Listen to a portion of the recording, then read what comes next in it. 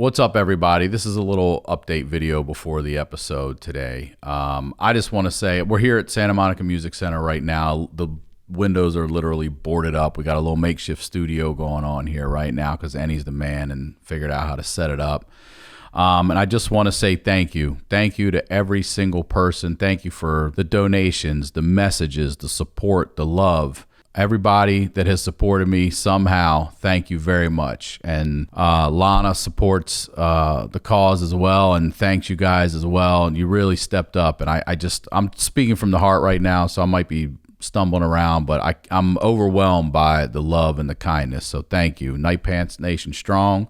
I appreciate y'all out there. I do want to let you know that we're going to sell a shirt. It's up on the website now, HoneyDew Strong. All proceeds will go to benefit Santa Monica Music Center. And you're about to see this episode here. And then we've got 2 more already from the studio that we'll be able to bring. And I did 3 HoneyDew with y'alls. So I've got 2 more of those. So in the meantime, hopefully we can get some windows put in here and get the place back to normal and get back in here and recording for you. But that's what's going on. I'm not going to let you down. We'll figure it out. Somehow we're going to do it. And we're going to do it right, and we're going to do it well like we always do it. Thank you for your support. I love you guys. Enjoy this episode. This episode of the HoneyDew is brought to you by Omax Cryo Freeze and Blue Chew. More on that later. Let's get into the dew. You're watching the HoneyDew with Ryan Sickler.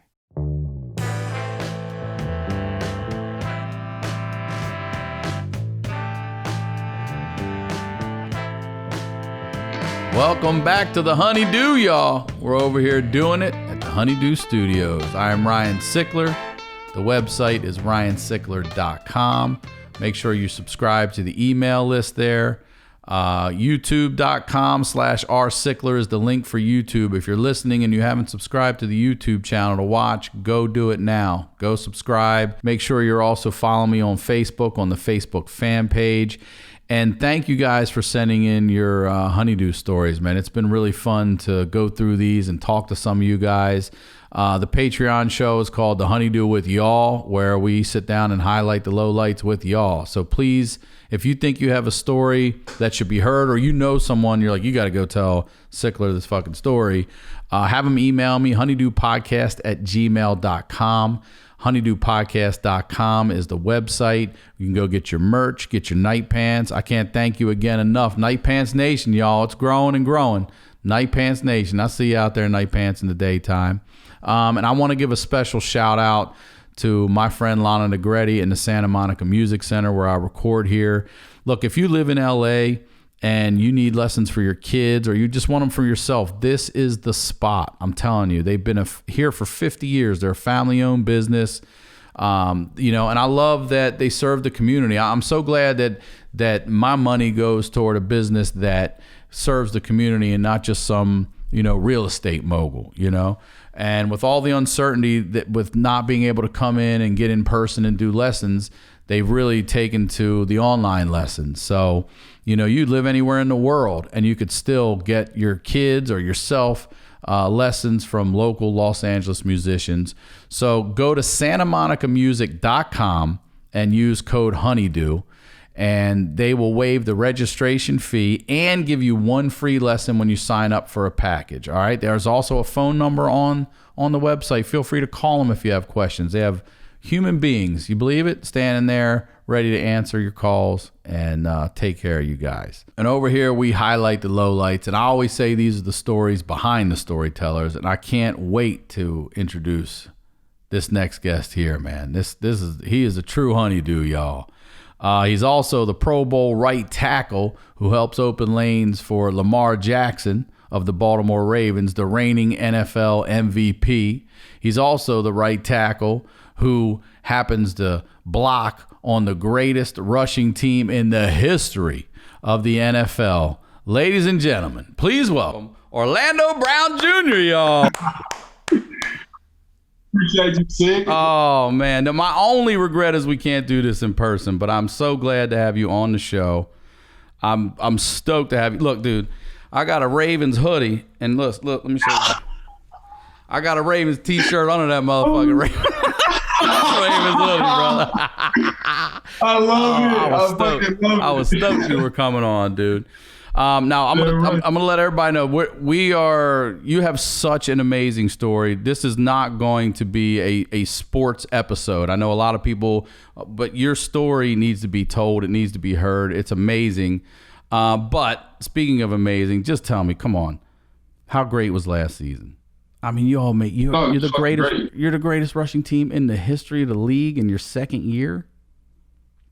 First things first, appreciate you for having me on. I didn't get a chance to say that, but thank you for having me on. But dog, that shit last year, man, it was unreal the amount of fun that we had. I mean, like I can take you all the way back to OTAs and just how competitive practice was then. Like as we getting ready to transition into that phase of mini camp, and then we get that break, and then we come back and we hit the ground running as a team in the preseason. And we practice against Jacksonville, practice against Philly, Lamar showing out, you know what I mean? All of the top players are doing really well against other top talent and shit, bro. We hit week 1 and I mean, Hollywood is going crazy, dog. I mean, I obviously had those big catches and he took that slant for like 60, 70 yards. And I remember after he caught it and he's running downfield, I look at Marshall Yada to my left. And I just look at him and he goes, damn, man, this guy's fucking fast, bro. I said, damn right. I told his ass, I said, bro, I told you, bro. All he does is catch touchdowns. It's incredible. I'm so excited, man. That was an amazing season. And you made that's legit history. That's not like, he's made 7 field goals and from 50 yards, I mean, which is also amazing. But this is the greatest rushing team in the history of the NFL. That's nuts to me, dude. And so it goes back to like we met at Maryland Live. We met when I was on the road with Tom, and Tom had hit me up before we were coming and was like, yo, Orlando Brown's coming to the show. And I was like, Zeus is coming to the show. Oh, I was so fucking stoked, dude. Because I've been a huge fan of yours. I've been following you. I go with the Ravens the whole year. I'm reading about the OTAs and I know everything going on right now with the team that they let you know. That they let you know. I know all that. I love it. But I was so stoked to meet you, and Tom had showed me the girl you were dating at the time, and I was like, man, she's fine. Yeah. She is fine. Yeah. And so we get to the show, and the funny thing, a couple things happened. So I started talking. There's 2 older black guys that did security for us, and they're always my favorite guys. And one of the guys, I'm telling him, I'm from here. I'm just, I live in LA now, but I'm from here. And we started talking about work and shit. And I go, well, I worked at UPS for a while. By the way, shout out to UPS, Baltimore Hub, Primary 1, Joe Avenue. And he knew one of the guys I knew. And we're sitting there talking about that. I couldn't get over it. I'm like, God, it's good to be back home. So then the main security guy, this dude was on point. He didn't miss a detail. So we were waiting. We kept asking, like, is he here yet? Is he here yet? And then he came back at one point. He's like, Orlando's here now. And Tom goes, man, did you see the girl he's with? And I'm telling you, like it was like this was a movie with a scripted line. That dude was so perfect. He didn't miss. He goes, white chick with the fat ass. Oh, dude. Hey, bro, it's crazy, dog. That's not the first time something like that has happened, dog. It's not, bro, and it's so normal, man. Because, shit, when you think of a big black football player, bro, like, you think of pit bulls. You know what I mean? I got 3 pit bulls. Yeah. You think I'm having a white girl with a fat ass. My girlfriend's white. She got a fat ass. It's so typical, bro. It's so normal. Oh, he was so funny, dude. It was so funny. And then I want to say thank you for setting us up at the Rams game out here, because you took care of us. You got tickets for me, my stepson Derek, Tom, and we were out there, and we took a couple pics. So we took a pic together when I met you at LA Live or Maryland Live, which we'll get into, and but we took one. I said, Tom, like, let's just take a photo of us together. And we were sitting next to Hollywood Brown's grandma. And she straight up fucking photo bombed our picture. And I sent it to you. I was like, look at Hollywood Brown's grandma over here. She was all smiling up at our picture. But the picture, we met you after the show. And I want you to know this.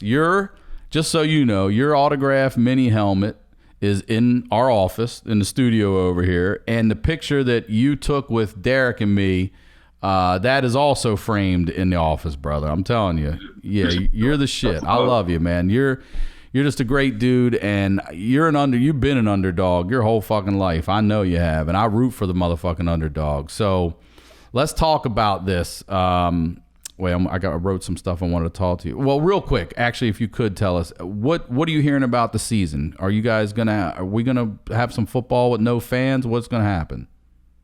Gosh, man, it's really hard to say. I've heard a variety of different things, man. I've heard they're only going to do half the stadium. So if a stadium holds 80, they're only going to let 40 in, sell 40,000 tickets.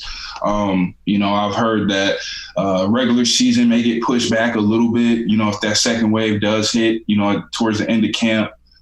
As far as I do know, though, I'm pretty sure we're going to start training camp on time. Like, there hasn't been any talk of too much about training camp necessarily not starting on time. Now, whether something happens and we break from there, but as far as I know, everybody pretty much has their mindset on coming back July 26th, July 27th. Good, man. We need it. We need sports right now. We need something, man. People are going crazy at home right now. I'm going crazy, man. I've been riding damn elliptical, doing drills, punching bags. I miss ball, man. I'm ready to play some ball. Are you ready to hit somebody? Oh, that's my shit, man. That's what I do for a living, man. I know. It's a coping mechanism for me. So I want to, for a lot of people, even the casual sports fan, I want to remind them who your father was. You're Orlando Brown Jr. Your dad was also Zeus as well. I love that you carried over the nickname. My dad's nickname was Lefty. I tattooed that shit on my right arm. I feel that shit. I got Zeus right here. Big players on mine, so I already know. But your dad was on the unfortunate end. A lot of people, if you're a casual sports fan, might remember your dad was on the unfortunate end of a penalty flag that was thrown, and it went in his face mask, and it blinded him. At the time, he was a Cleveland Brown that came to Baltimore, went back to Cleveland, got the flag in the eye, and then was out of the league for, I think, almost 3 years, right? About that? Yeah, no, you're right. It was from like 2000 to like 2002 is when he was out. He first season back was like 03 and like that spring of 03. But he came back with the Ravens. Yep. Yeah. He came back and. So from the things I've read, he came back, he played. I guess he didn't have full vision, but he was no longer legally blind. Is that right? Yeah, exactly. So, man, I can kind of give you the details on that, man. It's super weird. So, like, originally when it happened in 99, like towards December of 99, I remember, like, because I was actually at that game. I'm 3 years old, and it's weird that I remember it, man. But, that's what I wanted to ask. Like, how old you were? I was 3 years old. So he always had a box. Like, whenever he played, like, he always had the box. So as far as I can remember, whenever I went to a football game, I was never necessarily in the stands, always in the family box. And I remember the game, man, because everybody, like, when I was at that age, I'm at the games. I'm not necessarily paying attention to ball. I'm playing stop and go, red light, green light, tag your hit, eating crab cakes, shit like that in the game. So I'm not necessarily locked in, but I remember we were playing around and everybody in the family room just went completely quiet. And like, I remember my mom was there and she just like, what is going on? Why did he do that? Why did he do that? And then before you know it, like, they're showing the replays on the screen, and then my dad's running back out on the field, like, look what you did to my eye, and what was so frustrating for my dad is my grandfather got diagnosed with glaucoma in 1993, so he completely was blind, and he lost his eyesight. So, like, my dad's eyes were something, like, he really, really, really took serious. And, like, I've been wearing glasses since I was in the first grade, dog. So, like, I mean, like he took it serious, bro. Like, and my brothers too. Like, I mean, he consistently got us eye checks. He got his eyes checked. And that situation happened. That shit gave him PTSD, man. So, it was unfortunate. That really is, man. But what a fucking... I just saw the NFL Films piece on your dad where I've never seen... There's two people. They happen to both be Ravens. I've never seen Bill Belichick. Just, he loved your dad. I mean, Have you seen that piece? You've had to have seen the piece where he talks about getting him a suit, and I mean, what a great story. And you could really, he was emotional telling that story. He really, really cared for your dad, it seems like. Yeah, man. But Coach Belichick, man, he's somebody that's, believe it or not, bro, he's been a positive impact in my life since even a little bit before that, but even since I lost my dad at 15. I've still stayed in contact with him. I stayed in contact with Ozzie throughout, from that point in time in high school. But man, Coach Belichick, man, I remember when I was coming out in 2018 for the draft, man, I kid you not, we probably talked for about an hour and 30 minutes, man, at the combine. Just me and him one-on-one, man, just talking ball to about 10:30, 11 o'clock at night. And, man, I mean, he's just an amazing person. The relationship that he had with my dad was so special because, believe it or not, like my dad grew up in inner city D.C. in the 80s, in the 70s. And my grandparents are from South Carolina and like Augusta, Georgia. So, bro, he wasn't familiar with white people. Like that's like he was very, like anybody that knows him would tell you, bro, he was very unfamiliar with white people. And then they're throwing flags in his eyes and shit. Oh yeah, like he was throwing the fuck off. So when he met Bill Belichick, that shit changed his life completely, man, because he felt like he met a white man that he could trust. Right. Based off his cultural background and my grandparents' cultural background. How about just based off of everything going on right now still? Yes. Hell yeah. Yes. Yeah, no, real, man. And that's, and that's real life. And, thank God for people like Bill Belichick, and people like you, that understand, the unfortunate events that a lot of black men in America have to deal with and why it makes them the way that it makes them, and I was fortunate enough, man, to, my dad exposed me to those things in DC. Shit, I grew up cleaning the barbershops in DC, Northeast DC, and cleaning up Marvin Gaye Park, man. So that's what I did in the summers. And, he exposed me to all that different type of stuff and those different type of people. So, I was fortunate enough to not necessarily have to grow around it, but understand it.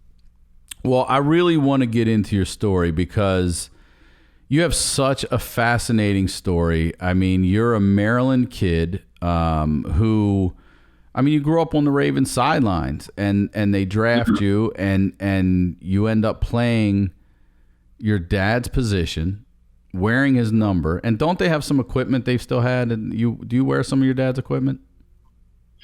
Yeah, well, so like I always wore like a bandana, like in college and stuff, and I wore it a little bit my rookie year. They won't let me wear it on Sundays just because of New Era rule. But yeah, man, I've always worn a bandana. I love it, dude. And then you get drafted by the team you grew up on the fucking sidelines for, and now play your dad's position. I mean, come on. So we're at Maryland Live, and again, the funny thing too that I forget about you is that how old are you? 20 what? I just turned 24. I mean, you just turned 24. You're 8? 9? 6'8", yeah. 6'8". 6'8". When I look at a man your size, the age, I bet you've probably dealt with this in your life. You look like you know what I mean? Like you feel older than me when when my neck has to tilt up to look. You know what I mean? I want to call you sir. You know what I'm saying? I got fucking 23 years on you. I want to call you sir.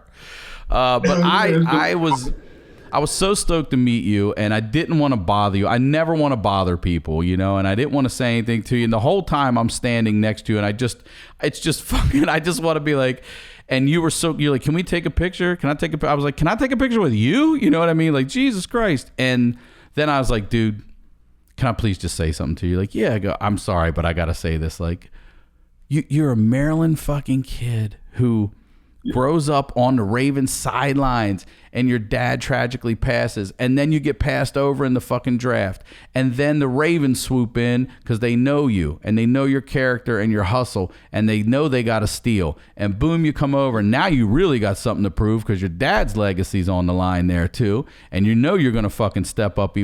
Not that you wouldn't have done that for any other fucking team in the NFL, but there's an extra edge when the Baltimore Ravens come knocking because it's Ozzie, and Ozzie.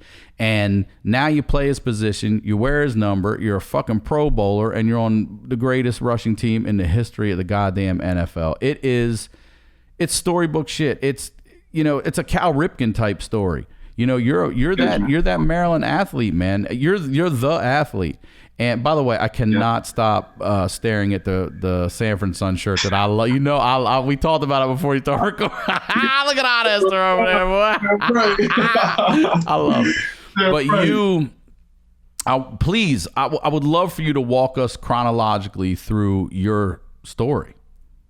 Yeah. No, man, I can give you the whole rundown, man. So I was born in 1996, John Hopkins Hospital, Baltimore, Maryland. From there, that was the first year that the Ravens were in Baltimore, coming from Cleveland, because they shut down the franchise in Cleveland. And in 98, they reopened up the Cleveland Browns. So they gave some of those guys that were originally on that Cleveland team that moved to Baltimore, they gave them opportunities to move back to Cleveland with the restart of the franchise there in Cleveland. So my dad was one of those guys. And so we moved back to Cleveland in 1999. I had another brother that was born in 97 in Baltimore. I had another brother that was born in 2000 in Cleveland. My mom is originally from Cleveland, so that's how my parents met. They actually met at a club called the Mirage. I don't know if any of your listeners might be Cleveland, but they met at a club called the Mirage. I guess my dad spelled his nickname wrong or some shit. But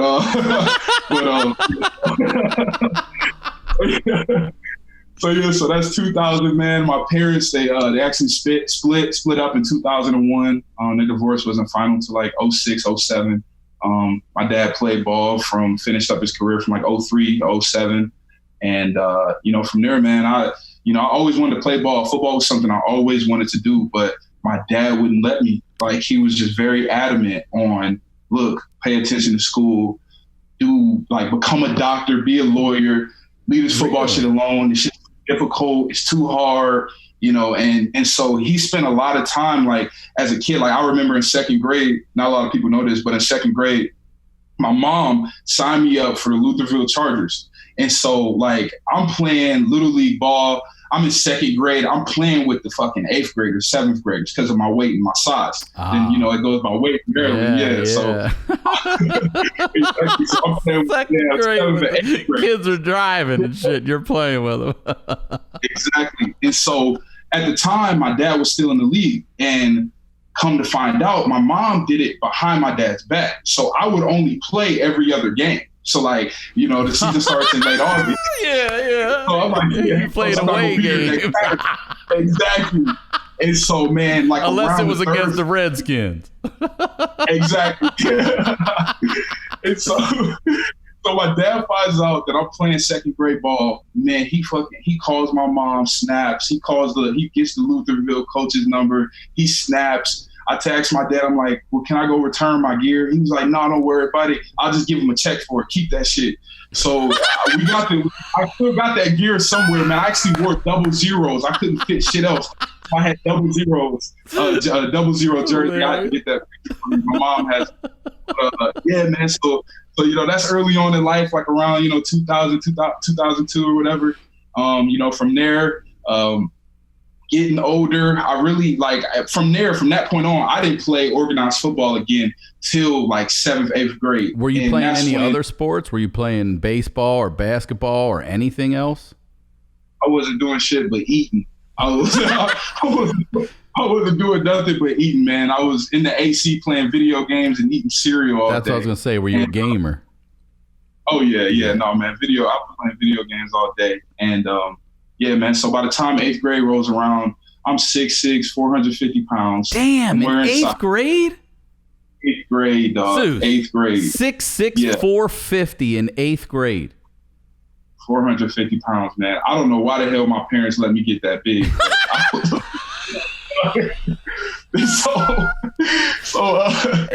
8th grade. Yes, dog. I know it sounds unbelievable. I have to see you a picture of me and one of my closest friends, bro. You're gonna laugh your ass off. Please email. We'll put it in this if you give it to us in time, for sure. The O-line in Baltimore loves the pick, bro. Dude. But I mean, God, you're towering over every teacher, everyone. Oh, yeah. So I've been a big kid my whole life, man, and that was something that even at a young age, I'm in kindergarten, the same height as the 5th graders. You know what I mean? It's just like, I grew so fast, and then I just kept growing. I grew half an inch in college. Did you really? So but I grew half. I came into college at like, what was it? I think it was something weird, like 6'6" and 6'6" 3/4" or some shit like that. And my final measurements at the combine were 6'7" 3/4. But wow, it's 6'8". So yeah, but 8th grade, man, believe it or not, man, I called my dad like going into that year, and at the time my parents had joint custody. So in the state of Maryland, you can't like pick who you want to live with till you're 13 years old. So we had went through the summer, like in the summer times with my mom and dad, me and my two brothers, it was 4 weeks with mom, 4 weeks with dad. And so, man, literally, dog, I remember like I'm riding home, my mom from Florida, and we were staying at my grandmother's, and we driving back up to Baltimore. And man, I was just thinking to myself, man, gosh, I want to be in the NFL someday.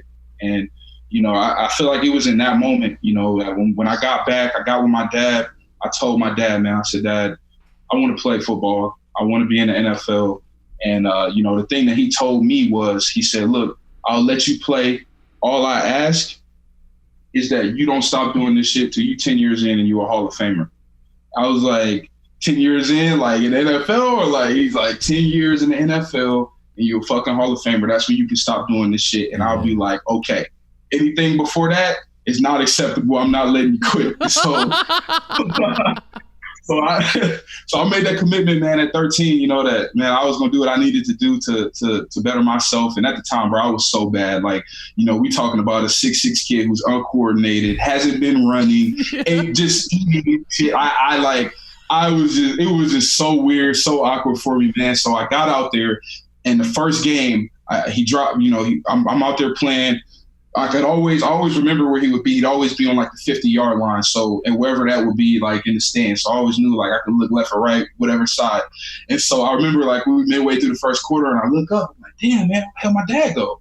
You know, and then I look back up in the third quarter, I'm like, damn, he's not there. Game ends. I'm like, man, have y'all seen my dad? They're like, no, man, he left in the middle of the first quarter. Damn, what the fuck? Okay. So I get home. My friend Barry took me home. I get home. I was like, Dad, why'd you leave? He was like, yeah, it was just hot out there. It was hot out there. So the next game hits. Same situation. I said, Dad, why'd you leave? Third game hits. I come home like, Dad, why do you keep leaving? I got questions. I want to know what I'm doing right, what I'm doing wrong.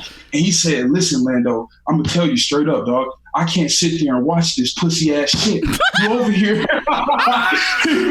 He's like, no, all you want to do is you just want to hug him. All of that hugging shit, that shit ain't football. That's not fucking football. None of that shit means anything. I want to see you hurt a motherfucker, RKO him, jump on top of him, DDT him. I don't want to see none of that shit. If it ain't no flags being thrown, I'm not staying.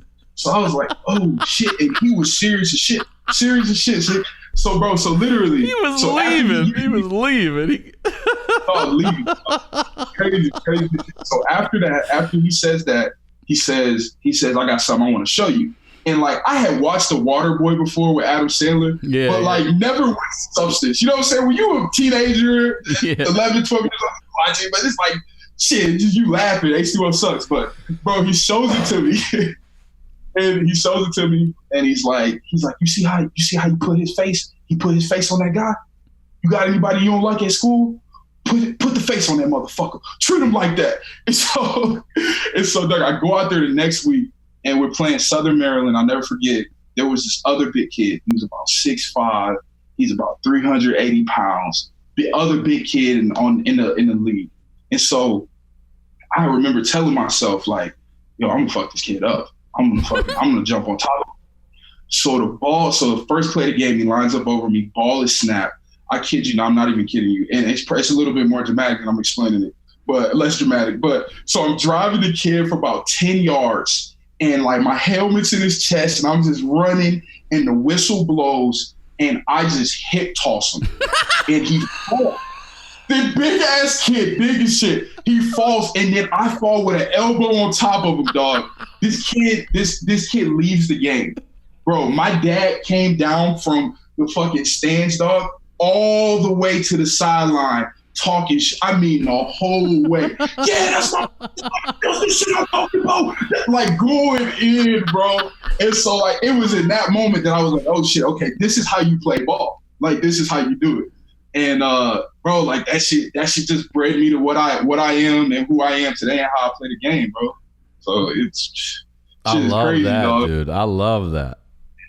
Yeah, man. And then, so from there, yeah, go ahead. My bad. I was going to ask you, that's your so how old are you when you 13, your first year playing? 13. Okay. Yeah. So then next year is high school, or do you go, what high school did you go to in Maryland? So I went to DeMatha for 2 years, and then real quick, yeah. I just saw a promo for this basketball thing. I think it's on Showtime, and they're profiling PG County. Yeah, yep. And the fucking athletes that come. I mean, this one specifically, I think, is just basketball, but there's so many good athletes from that Maryland area, man. It's crazy. Yeah, when I was at high school there, my freshman year was Victor Oladipo was on the basketball team. Jeremy Grant, who's in the NBA now.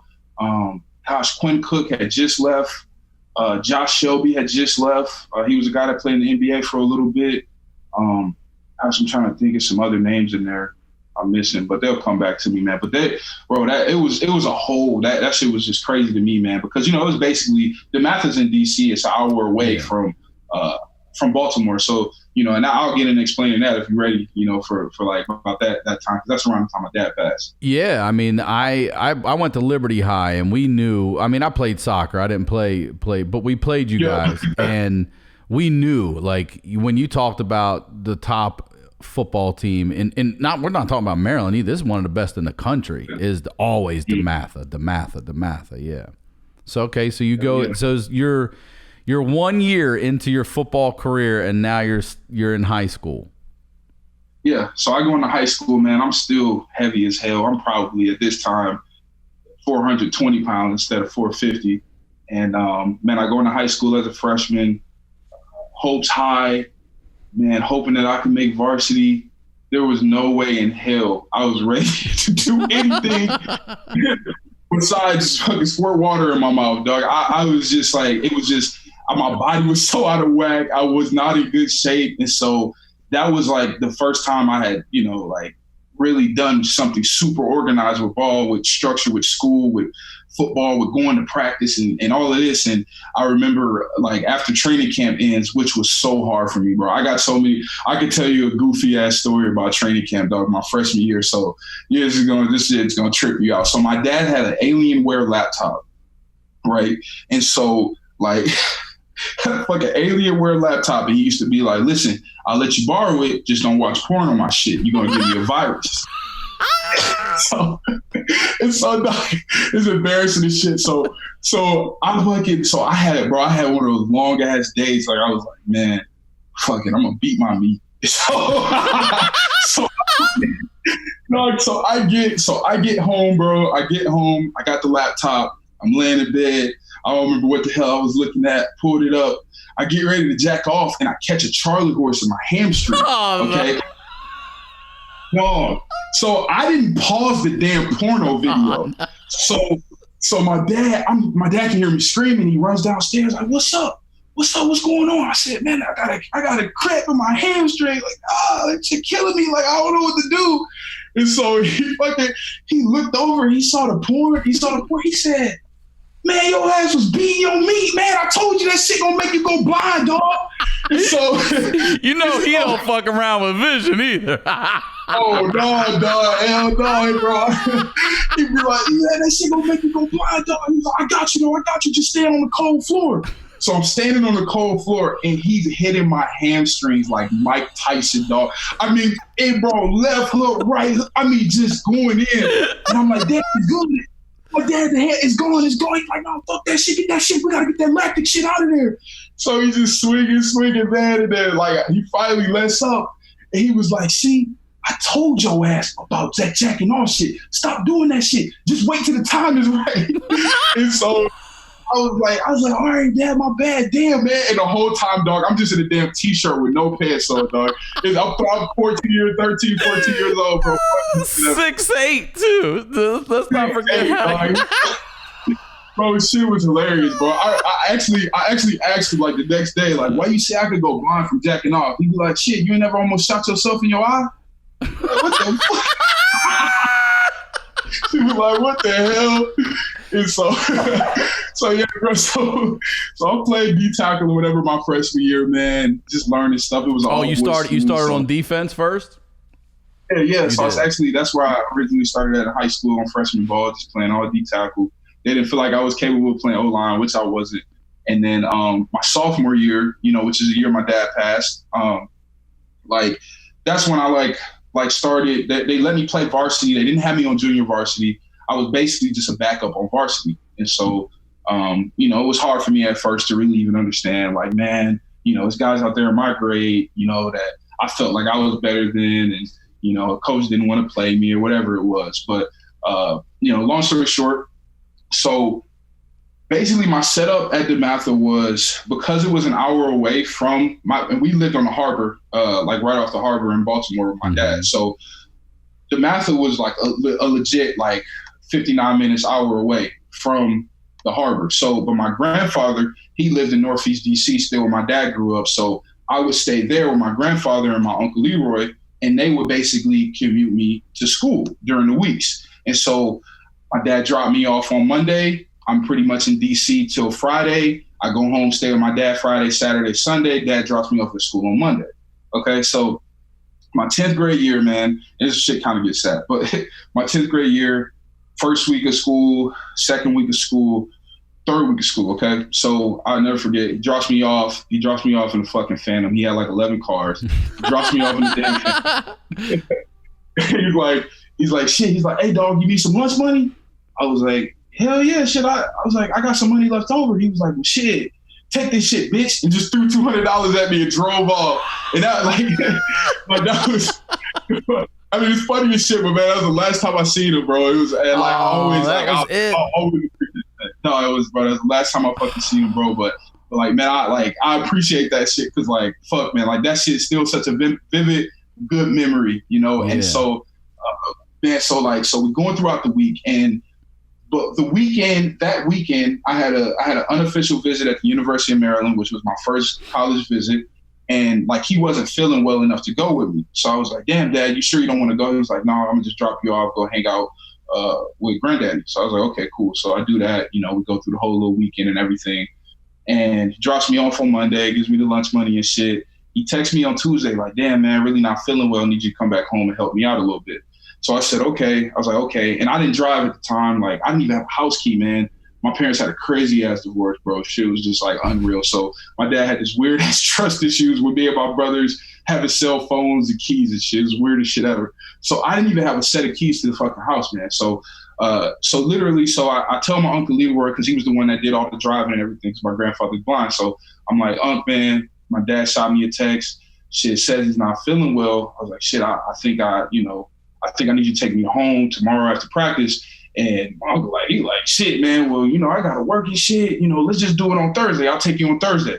You know, I'm like, all right, well, shit, he don't never text me like this. You know, I'm like, fuck, man, he like never text me like that. And so I was like, shit, man, you know, like, I think it's more urgent than that. But I was like, all right, And so go through Tuesday, call him on Wednesday, which was the last time I spoke to him, September 21st. And 2011. And so I'm talking to him on the phone. I had gotten into a fight with a kid at practice. I'm like, shit, Dad. I'm like, Dad, man, I fucking choked this motherfucker out that was wearing goggles. I was like, fucking goggles started fogging up. He's like, oh shit, y'all, goggles fogged up? How the fuck you do that? And like, you know, I remember the conversation. He's like telling me, you know, he's like, man, just stay consistent with that shit. You know, just keep working and understand, like, you know, none of this shit that you want is going to happen without you working. You got to take everything that you want in this football shit. Nothing is for granted. And so that was our last conversation. Wow. And I remember I hung up the phone, came downstairs, and my grandfather was like, hey, give him a call back, man. I want to talk to him, see how he's feeling. Called him back. He didn't answer. So Thursday. So I'm calling him all day Thursday. I'm like, damn, man, he's not answering. Like in between lunch breaks and shit like that. Calling him all day Thursday. I'm like, damn, man, okay, this is fucking weird.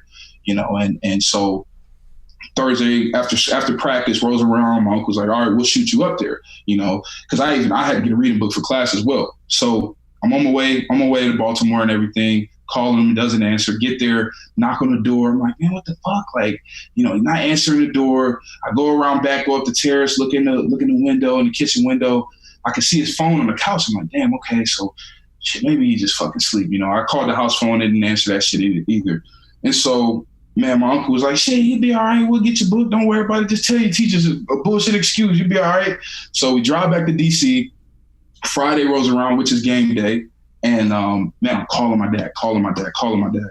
And so out of nowhere, Harriet Sheridan, who at the time was like his assistant / lawyer, you know, she answers the phone. and she's crying. I'm like, well, shit, man. What? I was like, Harry, what's going on? She was like, your dad's sick. Your mom's on the way to school to come get you and your brother. So I'm like, well, fuck, man, this is fucking weird. And so literally, I go through the day. It's a Catholic school, you know, DeMath is a Catholic school. So I'm sitting in class. Me and my brother actually had a history class together. The weirdest shit ever. Mr. Brown was the fucking teacher. But so we fucking, he's like, what the fuck? So we fucking in there, and Mr. Brown's like, we just want to say a prayer for Orlando and Justin. And the class, you know, he says a prayer, class says a prayer and shit. Principal comes and grabs us, and we're walking through the hallways, and all the fucking teachers in the hallways. I'm like, man, what the fuck is going on? So he puts us in the principal office, and me and my brother Justin sitting down, and at the time, I had basically my first cell phone, and I had just made a Twitter, and I had got a tweet that said R.I.P. Zeus, and I was like, I remember I looked at it, I was like, damn, man, I'm still alive. And I asked the teacher, man, the principal, I said, did my dad pass? He was like, he just walked out the room, and I remember, bro, fuck, man, my brother started crying and shit. He was all fucked up. He's type 1 diabetic and everything since he was in 4th, 5th grade. So, you know, man, our dad was like in our life completely, you know what I mean? And full throttle, man. Like I said, yeah, full custody of me. I lived with him from the point where I was 13 to up until the point where he passed. And, man, it was just that shit was just so fucking crazy for me, bro. Man. And yeah, bro, it was just cause you know, it was holy shit, this shit fucking hit fast. It's thunderstorming outside, bad rain. And man, I'll never fucking forget, bro. It's just the craziest shit ever. My brother, Justin, he's fucking, although he was diabetic, fucking athlete of the family. He can do 10 times the shit I could do and all of that. And bro, it's the saddest shit ever, man. I remember we were leaving, and he was like, listen, bro, I'm gonna go clean out my locker, man. I can't do this football shit. That was my motivation. And I was like, what? He's like, bro, I can't play this shit no more, man. For me, it was the passion and the love that he showed when he was there. He's like, without that, I can't do it, you know? And shit, bro, he never played ball again. Wow. But, yeah, man, that shit's fucking wild, bro. But that shit, it changed me completely. And you've been through it, bro. That next day is really the hardest fucking day, because it's holy shit, that shit really happened. You know, yeah. It's what the fuck? My dad died when I was 16, and he actually was in Hopkins. So the short story was he had just gotten out of the hospital. We spent Thanksgiving weekend in Highlandtown at my aunt's place down in the city, and because it was close to Hopkins, in case some shit went down, we weren't gonna move them all the way out to Carroll County. We'll go right there. Then we went out. And we still had that Monday off. And that Sunday night, it's just different. Everything's different. You look back on it, and it's that was a different thing. You know, your dad's phone on the couch, and the text, getting a text like that. These things, these different things lead up to it that you don't see until you're able to reflect back. And exactly. We went out, and I remember I was always up late. But that night I went to bed kind of early, and I remember stopping and looking back at my dad, and we had just gotten in trouble because a buddy, his parents got busted us for having a house party at his house. We were involved in this party. My dad was disappointed. He was like, I heard y'all are, we were like, look, man, that wasn't us. That's him. We were there, but we didn't throw the, we weren't promoting the party. We went. And I remember walking down the hallway, and I looked back at him. I don't even know why. I stopped and looked back at him watching TV on the couch, and then I went to bed. And we woke up. My little brother was waking us up, saying I don't think Dad's breathing. And yeah, he had a massive heart attack or a clot or something that killed him in the night. And we all three found him in his bed in the morning. Oh man, yeah, fuck, bro. It's awful. And you know, for you to be, and so you and I, and this is the weird thing, and tell me what your experience was like with this, but we're children, you know, and I'm talking to adults, my friends' parents, who their parents are still alive. They don't even know how to talk to this kid about what's going on, because they've never experienced it themselves. And you very quickly realize, oh shit, man, I'm kind of on my own here a little bit. Yeah, no, man, seriously, bro. And it's shit's just so overwhelming, man. Because my girlfriend, she lost her dad when she was 15 too, you know, to Agent Orange. And man, it was just Yeah, man. So, it's just one of those deals where, the thoughts that you have and the emotions and the feelings that you have are just, it's almost like a fear, man, because like for so long in your life, that's what you knew and that's what you had. And, man, it's just like scary as hell, man, to really experience that, as a young man, especially, at like, gosh, bro, it was just so difficult for me to really even wrap my head around, gosh, like now I'm the man of the family, for me. And just like, gosh, bro, it was just so much things that just went into it. I remember, and I'm curious what your experience was like with this too. They allowed us to have it was an excused absence in school if you wanted to come to my dad's funeral. And then I just remember going back to school that first day after all of it. And I know everyone meant well, teachers, students, friends, but I just felt like I was in this fucking fishbowl floating through these hallways with every set of eyes on me, some not knowing what to say, some saying things that they thought were the right thing. And I just remember feeling like this. I just felt like a fucking charity case, and I hated it. I didn't want to feel like that, Yeah, man, I'm saying, bro, I like, and from that point when my dad passed, man, I was just like, fuck school. Like for me, it was literally like, man, I'm just gonna play ball. Like this is what I want to do. And like, believe it or not, like my dad passed September 23rd on a Friday. Shit, man, I went back to school. I went back to school on like the next Tuesday. Like it was just, I was just like, Mom, I gotta go back and practice. Like, and then the math was, if you don't go to class, you can't practice. And so, I was like, shit, I'll just go through the school day. So now I would literally just sit in the locker room like for 6 hours a day, wait on practice, go do practice and leave it at that, man. Cause like, I just, like for me, ball was where like I found comfort, in releasing that anger, that stress, that fear of, man, like, gosh, I'm out here alone now. I'm 15 years old. Fuck does my mom know? Like, it's just, all of those different things that you're dealing with, as a young man, and, your body and mind is changing so much that it just was so hard for me to really learn and to grab onto things. So I just turned the ball. Like that was just my coping mechanism that, I tried to make, the best of it. And, man, just from that point on, man, I just, it's just always been fuel for me, to get where I am today and to do the things that I do today. And, man, that's just like, it's like that just, it changed my life completely, man.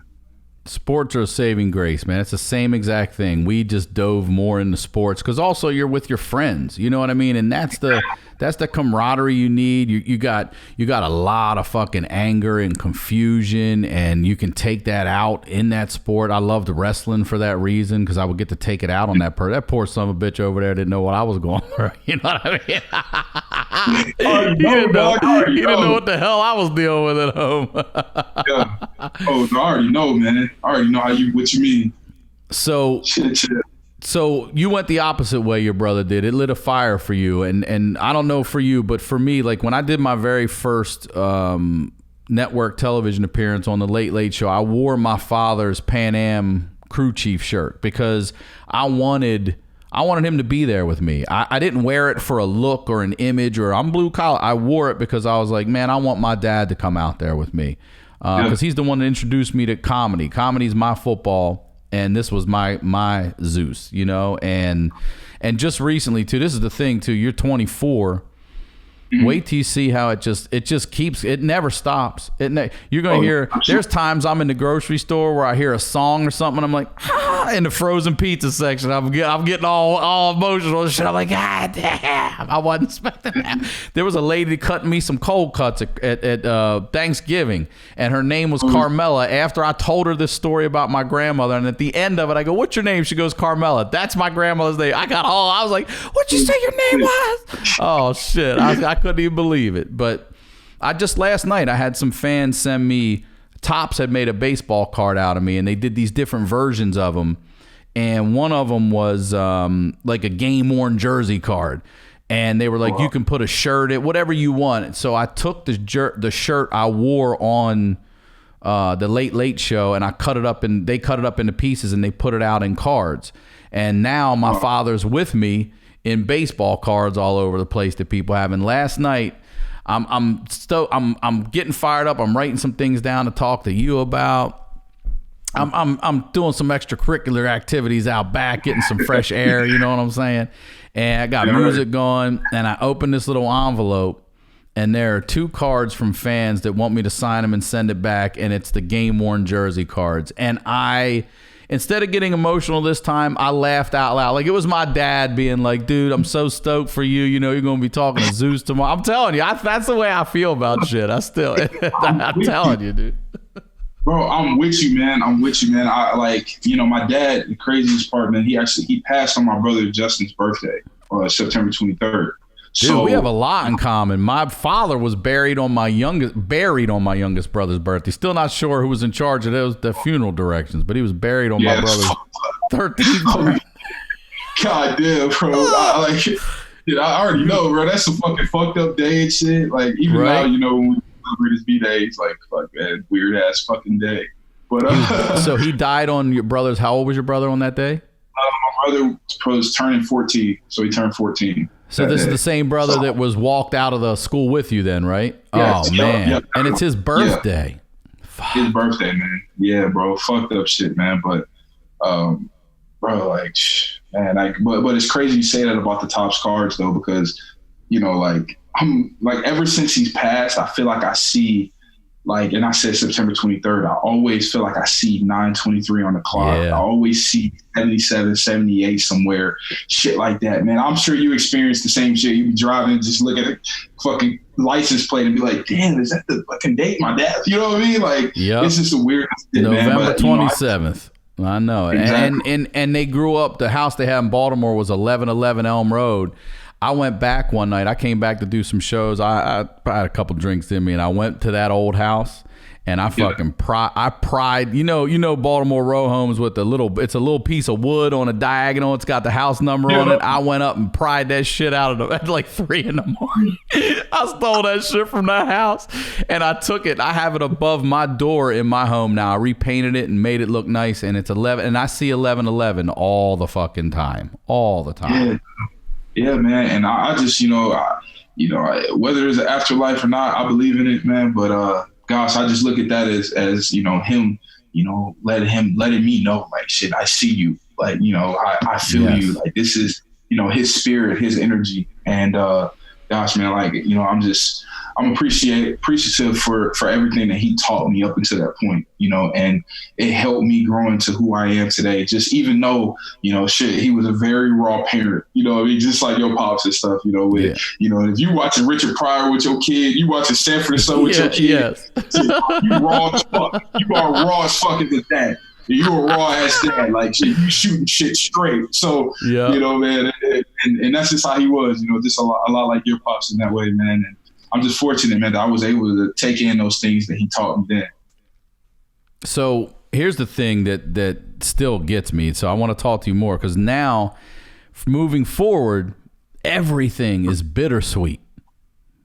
You go on to so tell us how what's happening when you start playing varsity ball? Are you getting a lot of recruits? Are you being looked at heavily? What's going on when you and when does that happen for you? In 11th grade, 10th grade? Where are you when that starts coming?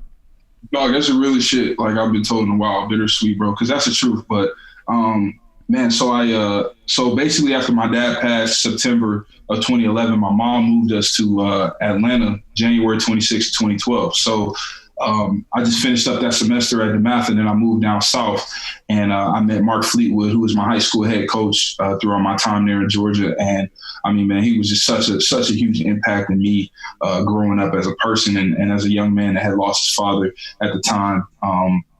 And so I moved down there in 11th grade, and right away, Auburn, Alabama, Georgia, Tennessee, Kentucky, Florida, and they just start coming in, man. And you know, my name got out there because my high school coach was a really good coach. My high school was Cameron Hayward in Pittsburgh, Bradley Roby in Denver, and Kevin Minner at LSU and Arizona. So, you know, man, it was just like, it was so many guys that had come through there before and were successful in first round picks in the NFL. So it was considered a hot spot at the time. And Gwinnett County football in Georgia is typically where a lot of your ballers come from. You know, you can look at the past, you know, whatever ESPN 300s, and a lot of those guys, those 5-star guys in Georgia, are in that county. And so I was playing against a lot of great competition.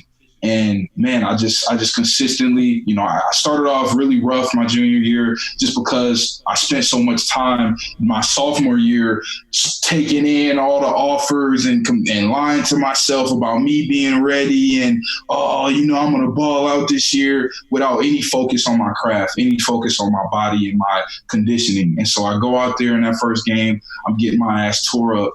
And my fucking coach Fleetwood was just like, man, you're not helping the damn offense click. You got to get your shit together. So I'm like, all right, yeah, whatever. We go to week 2, Parkview High School, man. At the time, Chris Carson was the damn running back of the Seahawks. He's at the Seahawks now. He's a running back at Parkview High School, and he's tearing us up, man. And I had 3 holding penalties.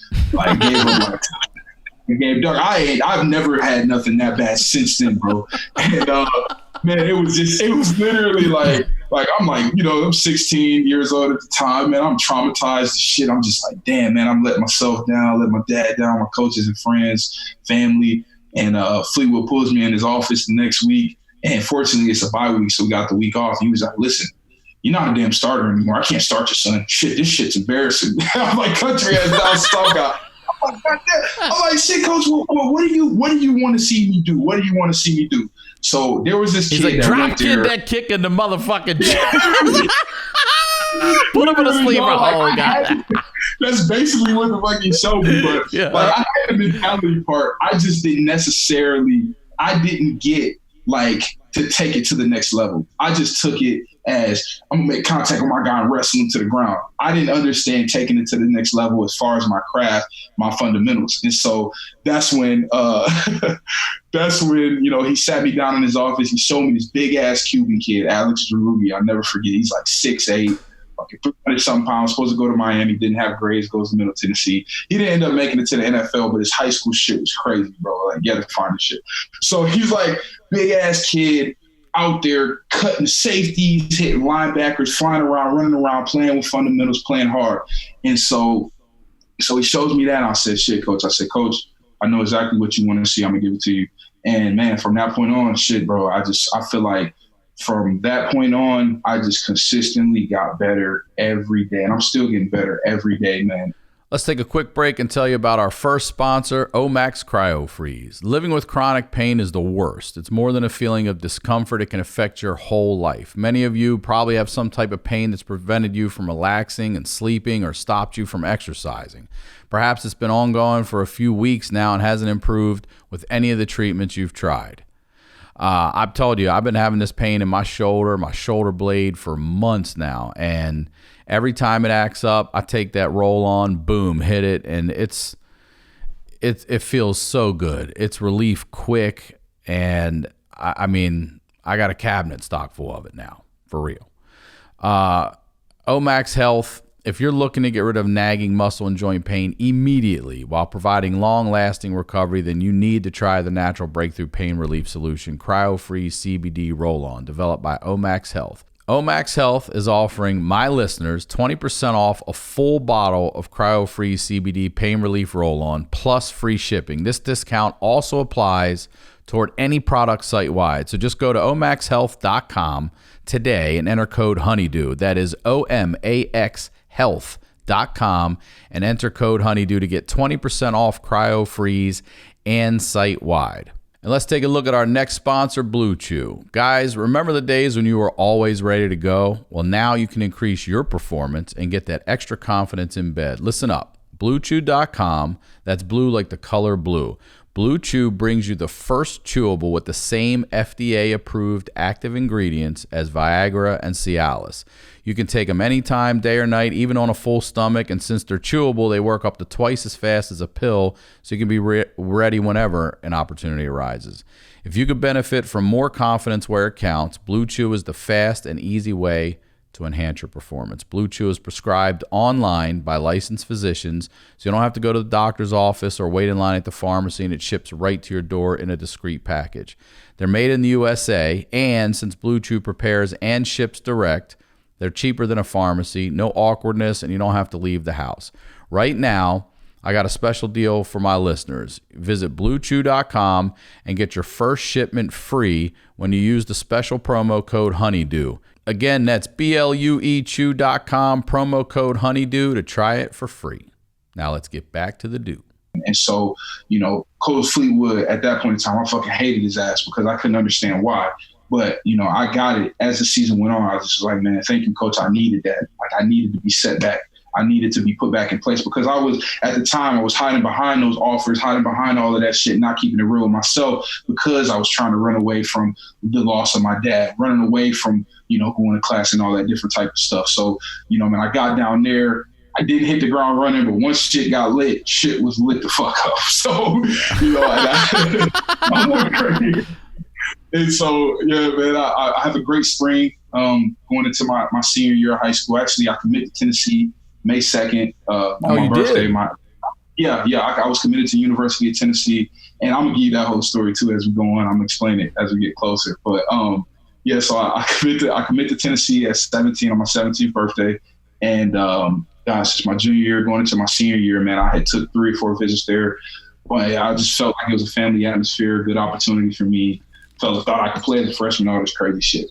And so go through my senior year. I mean, I'm shutting down top-notch 5-star guys. I'm playing my ass off. Other colleges, like at the time, like I had pretty much lost all my scholarships just because I was committed to Tennessee. So, like it was literally just Tennessee. Now, Oklahoma, Coach Stoops, Coach Beatenbow, my O-line coach, they would still be writing me letters. They'd be like, hope everything's doing well. And, if something ever happens with Tennessee, hit us up. So they would just consistently, write letters. And so December hits of my senior year of high school, and Fleetwood calls me in his office. He goes, "Hey, Tennessee has to see your transcripts." Now, I had been running from this shit for years, dog. I can't tell you how many visits I've been on there. Like, shit, can we sign these papers, give us access to your transcripts? I'm like, hell no. Like, next question. You know what I mean? So, like, my GPA at the time, it was a 1.7, right? Oh, my God.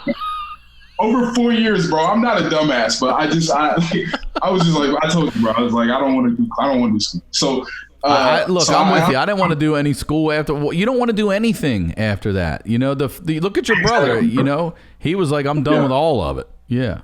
Yeah, exactly. Yeah, exactly. Fuck school, fuck football. I'm out. Yeah.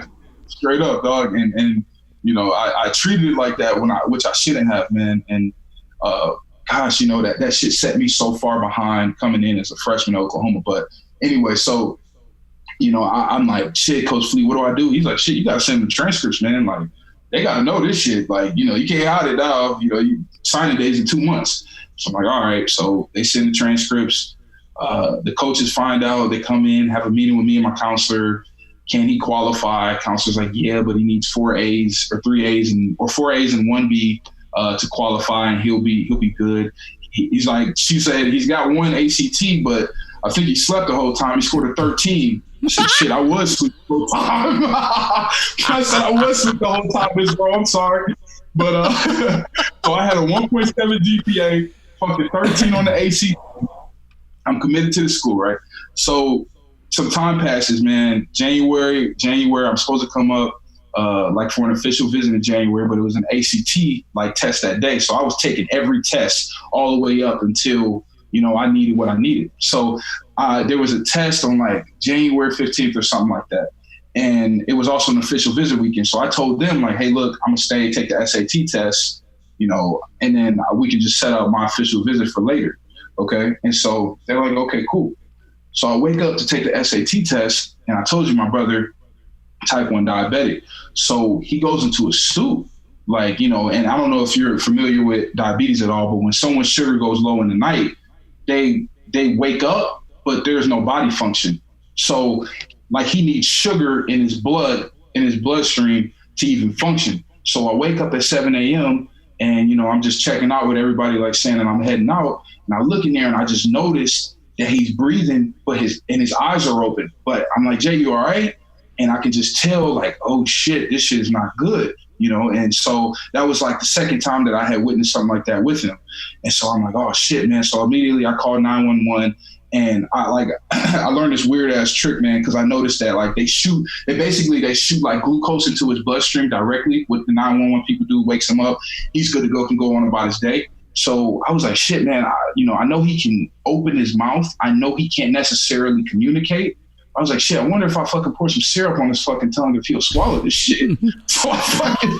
I'm in my mind, I'm thinking you're going to give him a straw and some orange juice or something. Shit, I was like, I took that shit to the next fucking level, dog. I was like, shit, I wonder if some fucking syrup would do with this. Well, so I go downstairs, but I get some Aunt Jemima syrup and I put it on his fucking tongue. And within like probably, this motherfucker might have drank. He probably drank by that much fucking syrup. He fucking woke up like he came back to him and he just like, damn, bro, what the fuck did you give me? And so fucking they show up and shit. They tested sugar. His shit went from being like fucking 25 to like 700, dog. They're like, listen, man, we got to take you in, bro, to get this shit under control. So they end up taking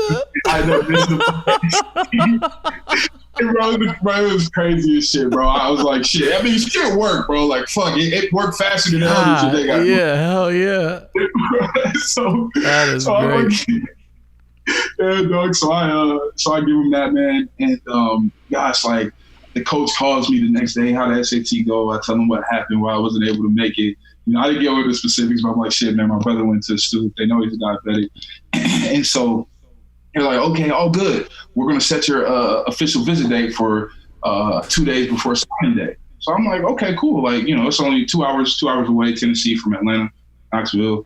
And so, you know, time passes. Me and my mom, my brothers, we go up and everything.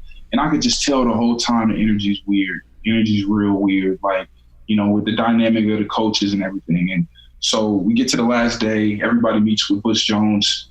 They tell me I'm the last guy that's going to meet with him. And so I'm like, okay, you know, we waiting around all day. And, man, fucking, I get in there. I get in there with Butch Jones. It's just me and Butch Jones and my mom, who's the head coach at the time. And they had like the academic counselor or something for the football team. They pulled out my transcript and my grades and my ACT score. And they were just like, hey, you're not going to qualify. We don't have a scholarship. We're not going to send you a scholarship on signing day. But we got junior college options for you.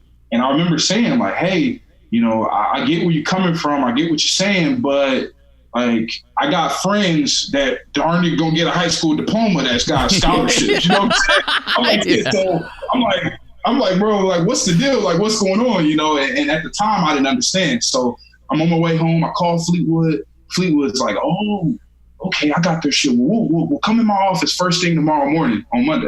So I go in on Monday. And I go, man, coach, what the hell are they trying to do? And Fleetwood's like, he's like, shit, I'm going to tell you what happened. They got 33 commits. They only have 31 scholarships available. You and this other kid, they're leaning on the whole grade situation because me and one other kid, he's like, they're going to try to say that you guys are going to qualify so they can give these other guys your scholarships, basically. And they oversigned. So I said, holy shit, no way. And so, you know, he asked me, he said, well, you know, he gets on the phone, curses him out, does all this crazy shit with Tennessee. And after he gets off the phone with UT, he says, you know, so where you want to go? I was like, man, I said, shit. He said, you know, South Carolina, they'll reoffer you. I'm sure Alabama will. They didn't. Auburn reoffered. Kansas, Ohio State, Urban Meyer was real big on me. Clemson. So like those schools had reoffered. He was just like, man, where you want to go? And I said, man, coach, I know it's strange. I know it's weird. I said, man, but I feel like the right place for me to go is Oklahoma. And I had never visited Oklahoma, the university, never met with a coach. didn't know what the hell. I thought it was tumbleweeds out here and horses and shit. I didn't know nothing about Oklahoma, man. And so, he was like, "You sure you want to do that?" I was like, "Well, shit, coach, I think it's the best thing for me. Like, it's far away from home, but not too far. And man, I feel like they put out a lot of NFL talent." And so he was like, "All right, well, I'll get on the phone with Bob Stoops." So he got on the phone with Coach Stoops. And we basically explained to him the situation. And Bob was just like, hey, listen, shit, I'll send your ass a scholarship. All I ask is you just sign it. Just sign it. You sign it, we'll take care of the rest. We'll get you in here when you get in here. We'll make sure you qualify. So, man, I ended up signing that shit on signing day. It came in probably 10 minutes before the fucking signing ended. I signed. Shit, man, they helped me, get with the right people and the right things. I ended up qualifying late. I had to take a summer class and shit. Ended up qualifying at my first day on campus was like July 26, 2014. And man, I showed up. Training camp started on like July 28th. And dog, like I said, bro, I hadn't done shit. I was laying on my ass, bro. I hadn't done nothing, man. So that shit was just such a rude awakening for me when I got here. But prior to that, going into my senior year, man, I had met Jamal Brown, right? And so he was someone that was familiar with my dad, played in the NFL at a high level, Pro Bowl, All-Pro player, went to Oklahoma here. So, I got to know him a little bit over the time. And when I got here to Oklahoma, obviously he went here, he lived here in the off season. So I just really got to know him and be around him more. And man, bro, literally, he took me in like one of his own. And, I was so fortunate to have him in my life, and I still have him in my life, man. The things that he was able to teach me that I didn't get from my dad, and I was getting things from Fleetwood, and I was getting things from Coach Stoops and my O-line coach. But man, Jamal helped me out so much of understanding, the importance of being an adult, the importance of being a man. And, man, I remember the first time I met him, I came over to his house. He was like, "Damn, you musty as hell." He's like, "What the fuck you shower with?" I was like, "Well, shit, man, now that you say that, I didn't even shower after practice." He was like, "You didn't shower after fucking practice and you sitting on my couch?" And I was like, "Yeah, I guess I am, man. Shit, my bad. I didn't know much of it." And, shit, man, that's what he explained to me. "Listen, man, if you're going to be fucking hanging out with me, bro, you got to wash your ass at least, dog." It's embarrassing shit, but it's little. That's good life lessons right there. Wash your ass. Bro, and I'm learning that shit at 18. I should learn that at fucking 15, 16. But, man, it was just little lessons like that were so important for me. And, man, I met him, like I said, got around him a bunch. And, I mean, just from there, bro, I just feel like he helped take my work ethic to another level. And, gosh, I redshirted my freshman year. I was behind two tackles that ended up getting drafted. And at the time, it was 2 redshirt seniors. And then going into my redshirt freshman year, the next year, 2015, which was man, our freshman class at Oklahoma, man, it was me, Baker, Mark Andrews, Devontae Bond, Dorial Green Beckham, gosh, bro, Dede Westbrook. I mean, just so many big names, and Joe Mixon, Samaje Perine. Yeah, man. So it was just so many guys that came in with us, and I just picked off of them and their mentality and their approach, and gosh, it just went from there, man. And I was able to basically win a job as a redshirt freshman, man. I beat out 2 seniors, and shit, I started every game from there on out. And gosh, man, college was not easy in any way for football, but I got better over time. So let me ask you this: what are you going through emotionally? You're now leaving your family that in Atlanta and going to a place you've never been to. I was the same coming to California. I left I like to think I'm a man, but I'm not even gonna lie to you. I cried from Maryland to Tennessee on this drive. I was I felt the distance getting farther away. You're I'm on my own. This is real now. So are you, what are you feeling with, does any of these coaches or anything play with your dad, know your dad? Is there anything there for you to talk or resource or anything like that? And what are you going through Like, I'm sure, like I said, it's bittersweet. You got to be so stoked. Like, holy shit, I'm going to fucking Oklahoma. I wish my dad was here. Yeah, exactly, bro. And it's still like that, man. Like you said, like, I remember, when I got that call, from the Casa that I, made the Pro Bowl as an alternate. Shit, man, that shit was just so hard for me because it's like, holy shit, man, he's not here to see that. And like, gosh, and my girlfriend said something to me a few months ago, man, like we were just talking about our dads. And, she mentioned like, her biggest thing in life that she struggles with as far as it is that he never is able to see her as a grown woman, and, like, she's like, gosh, like, although, his spirit's around, I wish that I was able to be a grown woman and he could see who I became, while he was still here on earth. And I was like, man, I feel that 110%, all the way through, man. It's just like, it's just always been bittersweet with everything that I do in life. And listen, that's never going to stop. Like, I same thing. I want to say this too. The moment you pulled Lamar across that goal line, I'll bet your dad would have gone ape shit on that one right there for sure. Like, how much fun do you think your dad would have had watching this last season of you guys just run over the motherfucking I would have had to keep. Bro, I would have had to keep him out of the facility. Like, it would have been like to the point where like Ozzy and Harbaugh would have been like, "Hey man, tell your dad, say something to him or something." Like, shit, he's trying. I know, like, that's your dad and shit, but God, he's getting paid for practice and shit too, like to watch. Like, he'd be so involved like that. But you're 24. How old's your girl? She's 28. So wait till you become parents, and then it's all over again. Like, that's the greatest moment of my life. So for me, my daughter was born October 14th, 2014, and I'm holding her, and I'm crying because I'm so happy, and I'm also like crying because, man, I'm a dad. I can't ask my dad any questions. Like, how the fuck did you do this? How'd you do that? How did you do that? But the one thing that made me feel great was, and as a Maryland boy, the Orioles were in the goddamn playoffs for the first time in forever. And I'm watching it in the hospital. I remember my daughter's mother's like, "We're not watching sports." And I said, "Listen to me. We're paying for this motherfucking pregnancy. And this baby, that Oriole team is going on this damn TV." And I sat there and held my newborn daughter and watched them lose because the Royals were the same. It's rare that you get two exact same teams, and they were like the same two. I was like, fuck. And they made like a couple more plays a game than we did, and it got us. But that's the only thing that eased. It just felt like I grew up going to Memorial Stadium with my dad, and I remember walking up the ramp and seeing the green grass and being at these stadiums, and now I'm holding my daughter, and here the Orioles are back in the playoffs. It was, again, everything is just so fucking bitter, and it never stops. It never stops. I wouldn't, that shit, it comes and gets me every now and then. I'll just be sitting there going, God, I wish I could ask my dad how the hell he did this. Yeah.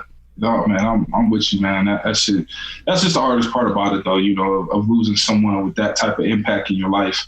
You just can't get the questions that you want. You know what I mean? It's like, shit, man, I wish I could press a fucking button and ask a question. You know what I mean? See, like, the thing is, you can get answers from people, but I want the answer from you. You know what I mean? Yeah. Like, you can ask a million people the same question, you're gonna get a million answers. I want your answer, and I can't get those anymore. Do you? I want to get back to what's happening in college in a second, but do you ever have vivid dreams of your father, like moments of your dad? Yeah, man, it's crazy you say that. I remember, somebody that I really spoke to a lot of stuff about that was, I had a strength coach in college named Scott Kolak, who lost his dad as well when he was in his 20s in college. And he was very big in church. He's like a drummer at the church here in Norman. So, man, I would always talk to him, and I'd be like, man, listen, Scott, man, and I don't have them so much anymore. Like I have them now, just not as intense and vivid as they were then. But man, I'm like, man, I had a dream last night, man. My dad came to me and told me I'm doing good in life. I'm like, shit, like, like, what the fuck? And he's just like, oh, that's the spirit, that's God and understanding of everything that's going on in your life and where you're at, and, take it as a positive. I was like, shit, man, that shit was scary for me for a while. Yeah. Now, all right, so now you're at Oklahoma and you're freshman year, and walk us through the next few seasons. Yeah. So shit, man. So 2015. That was the first year I started. That was Bake's first year, and Mark and all of us, man. So when did Hollywood come in? Hollywood came in my last year, my redshirt junior year. Okay. Yeah, I'll tell you all about that shit. That's some funny ass shit. But that's just good. It was the same. It was a similar issue with Lamar too. But I'll tell you when we get there. But so man, 2015, man. It was my first year starting. I win the job over 2 redshirt seniors. These guys have been in the program for 5 years. Man, the coaches, Coach Riley trusted me, Coach Stoops and Coach Beatonbow, man. They saw how hard I was working my ass off and everything. And man, they were just like, hey, look, we're gonna give you that starting left tackle job, and it's yours to lose. I was like, well, shit, I can tell you, I ain't never gonna lose this motherfucker. So they were like, all right, we'll show us then. We'll show us. So, I went on to have a really good freshman year. I wasn't like a unanimous or consensus freshman All-American, but I was on a few teams. And then, we ended up losing the playoffs at Clemson. But I had played against a lot of top talent in fucking ball. Like, I played my ass off, to be a 19-year-old kid going against all these, top talents and stuff. And so my redshirt sophomore year, which was another really good year for us, we started off kind of slow. I played okay against Ohio State and those guys at the time. It wasn't my best game. Houston, I played okay. I actually gave a fucking sack to Tyus Bowser, bro. It was some bullshit, but it fucking triggered some sack. Yeah, I was bad. And I still talk to him about it all the time, bro. But yeah, man, we so we started off that year kind of slow, and man, we ended up finishing really well. I remember, man, we were so close to making the playoffs. If we had just beaten Ohio State, we would have been in. And they told us we were playing the Sugar Bowl against Auburn in the SEC. And I remember telling the offensive line, like, hey, get y'all minds right. This shit's about to be a fucking blood now. We out here with the double pump shotgun reloading and spraying shit. So get your minds right, man. We ended up going out there. We kicked their ass, man. We, like, up front, man. And all those dudes, like, they are all great players. They were just all pretty much first round, second round picks this year in this year's draft. And, man, but we kicked their ass, man. I never had so much fun in the game. I was talking so much crazy shit. But, yeah, so we go and do that. And then going into the season of my last year there, I understood that, I could have an opportunity to leave. And I didn't have my mind set on necessarily leaving, but, I had my mind set on, gosh, I want to put myself in position to leave. And so, man, I went to work. I worked my ass off on my craft and my fundamentals. I got better. My body was better in the best shape it had been in at that point. And I went out, and Ohio State was like our first big game. It was fucking Nick Bosa and Cam Hubbard and Tyquan Lewis. And they had all of these. They're damn near a whole D-line was fucking drafted, man. And so I went out there, played my ass off against them. And that should just really set the foundation for the rest of the year. I was able to become a unanimous All-American, and gosh, we made it to the playoffs. We ended up losing the Rose Bowl, saddest shit ever. Unanimous All-American, all the trophies finalists, and I was able to go to Atlanta to the award shows and Big 12 Offensive Lineman of the Year again, man. So. Gosh, college at Oklahoma was so much fun, bro. Like, I got so many fucking stories, like, as far as, like, I was just telling you about Hollywood. So, fucking Hollywood, bro. Hollywood comes in to OU. I remember seeing him. I saw him on his visit. I said, Coach B, fuck is this 17, 16-year-old kid y'all got here on his official visit? He's like, no, man, he's a JUCO kid out of Cali. He's like, shit, he's from Florida, but he's out of Cali. He was like, shit, I guess really? Yeah. So I didn't know that. Okay. So he started at junior college because I'll he get was you. so small. So you know, I was all JUCO at Catonsville Community College for soccer, and I'm telling you that specifically because I know you know where that is. Hell yeah! Oh shit, dog! I didn't know that, bro. What the fuck? Yo. I was out there beating up Essex and Dundalk and all the other community colleges, Zeus. I didn't fucking know that, man. Holy shit!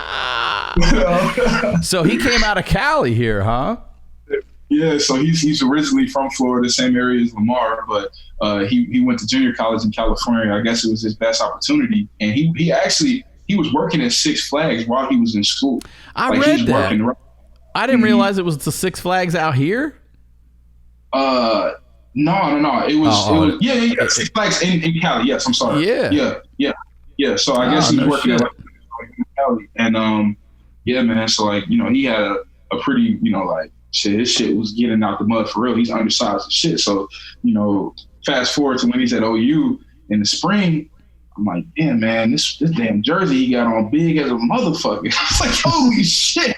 I'm like, bro, I asked him, I said, man, what size jersey you got on? He said, man, this shit is small. I said, man, you got some growing to do, dog. And so literally, so the talk all off season was we had just lost Dede Westbrook. And they're like, yo, Dede, we got somebody faster than you. This Marquise Brown kid's faster than you.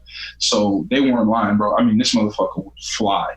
But he was so fast that Bake's arm wasn't big enough. So the early stages on in spring ball and fall camp, Baker's throwing the ball, throwing these deep routes, these verticals. He can't get the ball to Marquise because he's out. He's got so much separation. Bake's like, what the fuck? I can't throw 100 yards, bro. Like, you know what I'm saying? It's like, holy shit, you need to slow the fuck down.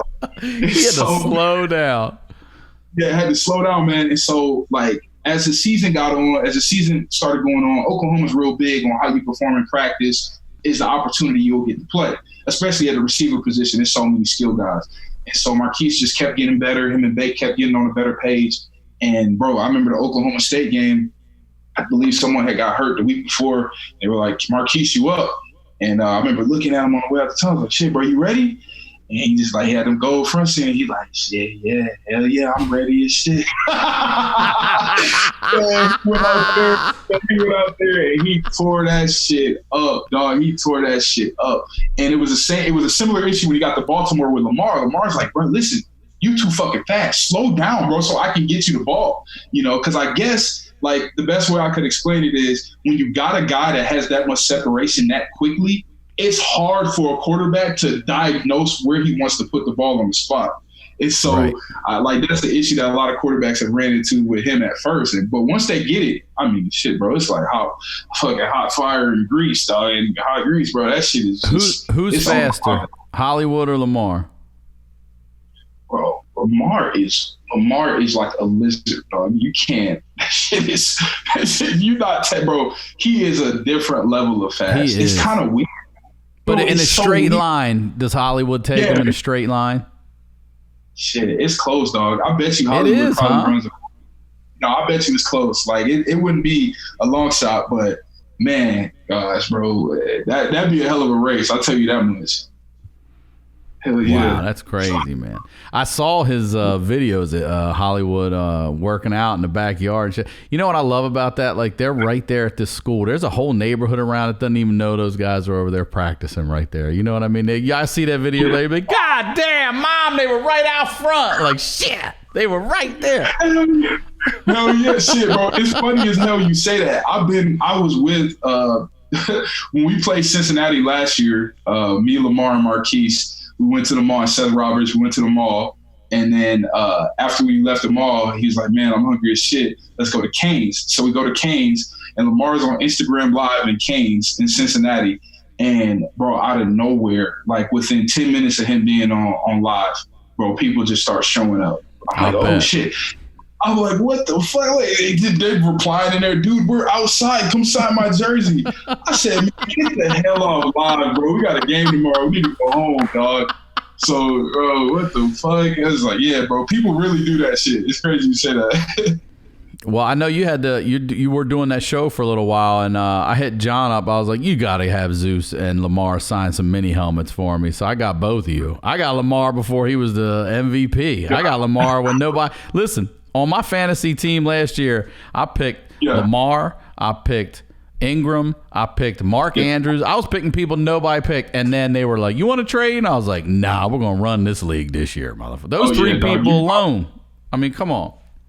Did you win? You won your fantasy league? Yeah, well, I killed everybody. They didn't. I kept telling everybody, pick Hollywood Brown. I'm telling you, get him late. You'll get him. I took him early. I took him right away. I was like, I'm gonna get him, and I take Tucker in the Ravens D. Yeah, I mean, it was a year last year. Yeah, shit. If I had a franchise, that's who I would draft too, like on my fantasy shit, bro. Because I bet you that week one, your week one stats were probably crazy, dude. It was stupid. It was stupid. And here's the other thing too. We're gonna get back to Oklahoma in a minute, but all these records you guys set, all these numbers that Lamar, and it was a game.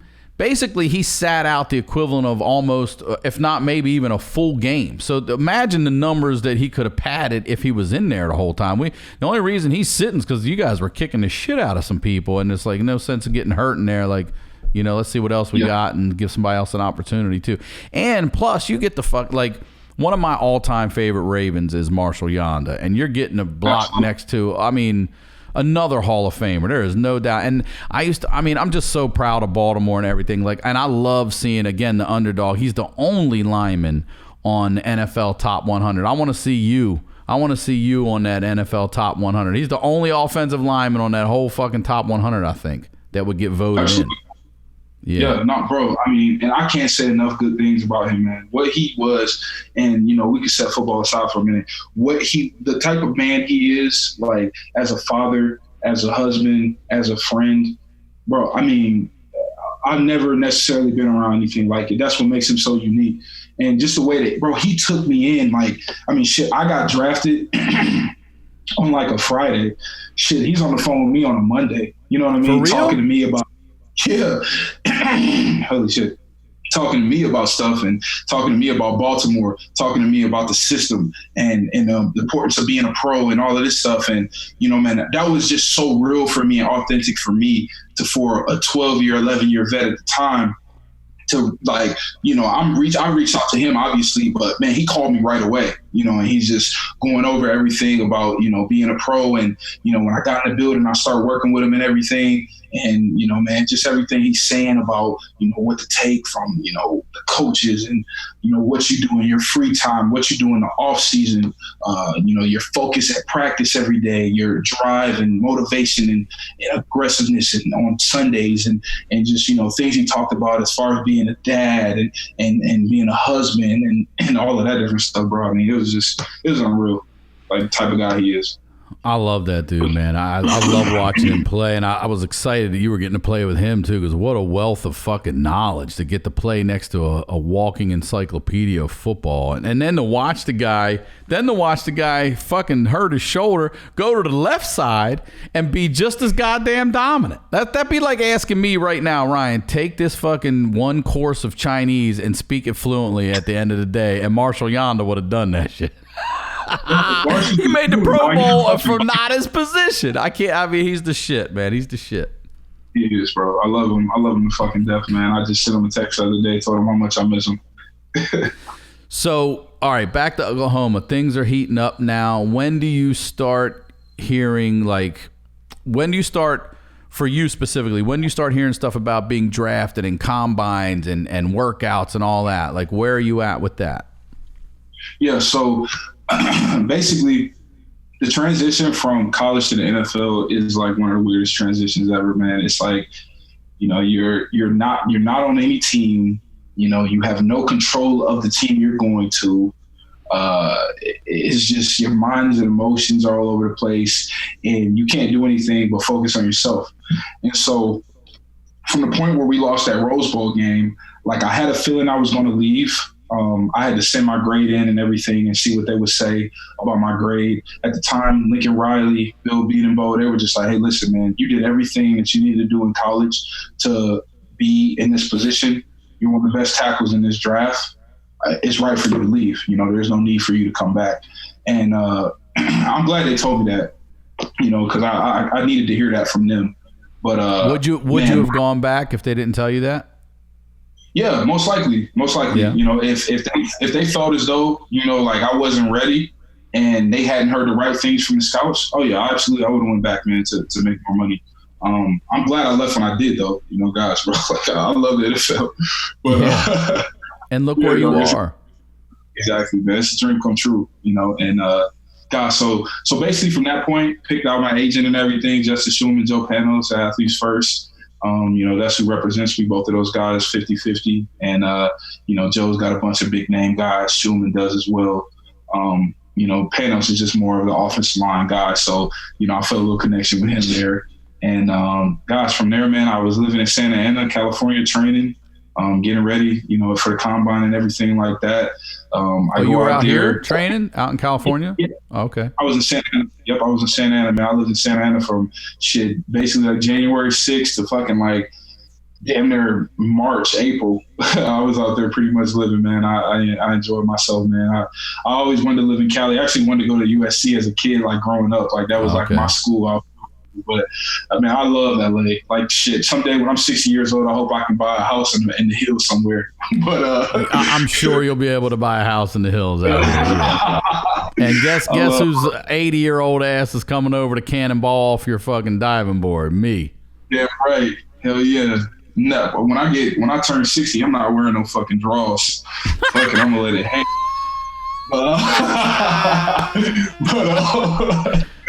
Yeah, man. So I was, living out there training everything, go through the combine. That shit was a fucking disaster. Man, it was just like shit. That shit was just such a bad experience overall. I'm not someone that, fuck.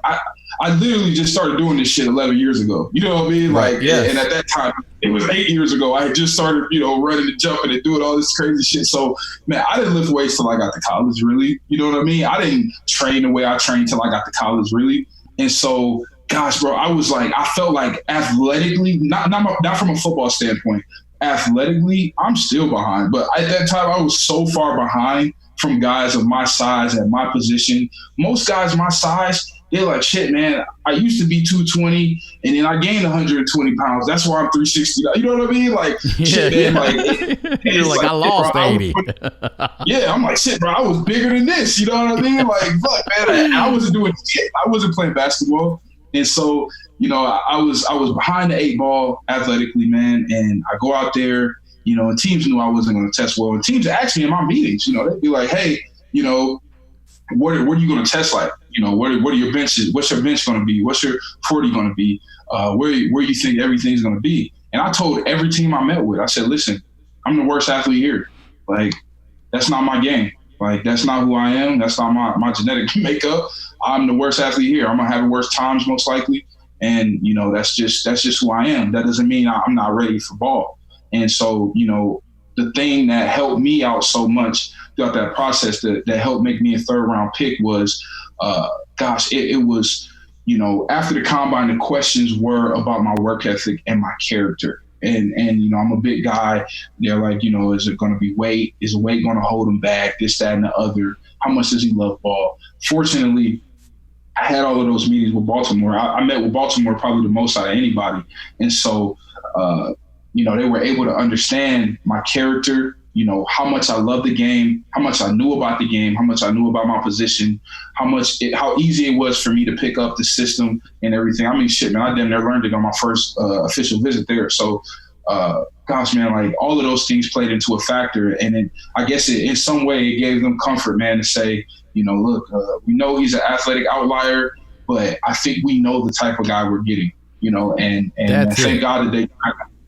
That's it, man. First of all, you can't measure heart either. You cannot. That's something that there is no statistical measurement for heart and for determination and for hustle. There's just not. And the other thing too is, it's so beautiful because I'm watching the draft and I'm like, oh my God, he's still fucking available. He's still fucking available. He's still fucking available. And they also knew the person they were getting and the character, your character that they were getting. And also, like, fortunately for you, a lot of guys aren't around as long as Ozzy's been doing his thing. Like, he could have known you as a kid and it could have been some new people there that didn't even matter to them or resonate with them at all. So there's so many fucking things have to fall in place.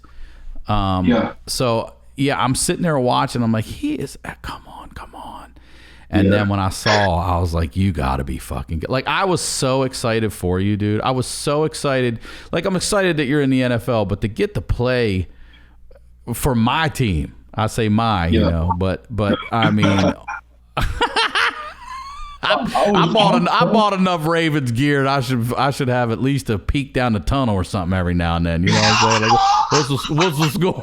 What's the score? I want a golf cart ride at the Under Armour Performance Center. Goddamn. Man. So what's happening on? All right, so let's talk about, like, you had most meetings with Baltimore, and then what happens when now we're at draft night, and where are you on draft night? Like, because so many of you got drafted. Yeah, a lot of us that year. At the time, like me and Mark Andrews, you know, he's like my best friend, man. We came into college together. We got the same agents, trained together, drafted to the same team. He's in Arizona at the time. And so I'm actually here in Oklahoma at a friend's house, Tom Marks, man. He's he's got like a nice little like area out here. So I'm here. My mom, my brothers, Jamal and his family are here, and Tom and stuff. And so I'm sitting upstairs, man, and I'm like, damn, the damn second round's going through.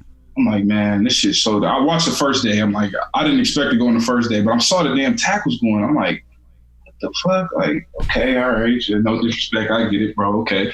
So, you know, I'm like, all right, first round ends, whatever. All right, tomorrow's my day. And so second round's going, and I keep seeing all these damn tackles getting drafted. So I'm like, man, what the fuck, man? Like, what? You know, I'm like, gosh, you know, and no disrespect to any of those guys. I'm like, damn, the guy from North Carolina A&T, I don't know who the hell that is. You know what I'm saying? I'm like, yeah, bro, like shit, like I've never even heard of him before. And so, you know, I was, you know, just being lame in the moment and upset. You know, those guys are going before me and stuff. And so, man, I go downstairs and I'm sitting outside watching it on my phone on my Direct TV app, and my phone starts ringing. Like, and it's fucking Coach Riley. I said, damn, man, what the fuck? Horrible timing. Okay, so I'm like, shit, look at my phone. I look at my phone and said, all right, I'll answer it. And he was like, hey, what's going on? I was like, nothing much. He said, man, I just spoke to Buffalo. They asked about you. You know, they're coming up here in the third round. I think they're going to take a tackle, you know, but they had just asked about you. All right. So, you know, just letting you know, just be on the lookout. All right. I was like, all right, appreciate it, Coach. He's like, I spoke to a few other teams as well. He named them off and stuff. I was like, all right, Coach, appreciate it. I was mad as shit he called me at the moment. But, so I go back in the house, you know, it's like third round had just started, you know, maybe a few picks in. I'm just upstairs. I'm sitting next to my friend Quinn, and I was on this app, man. It was like, maybe NFL Draft Diamonds or some shit.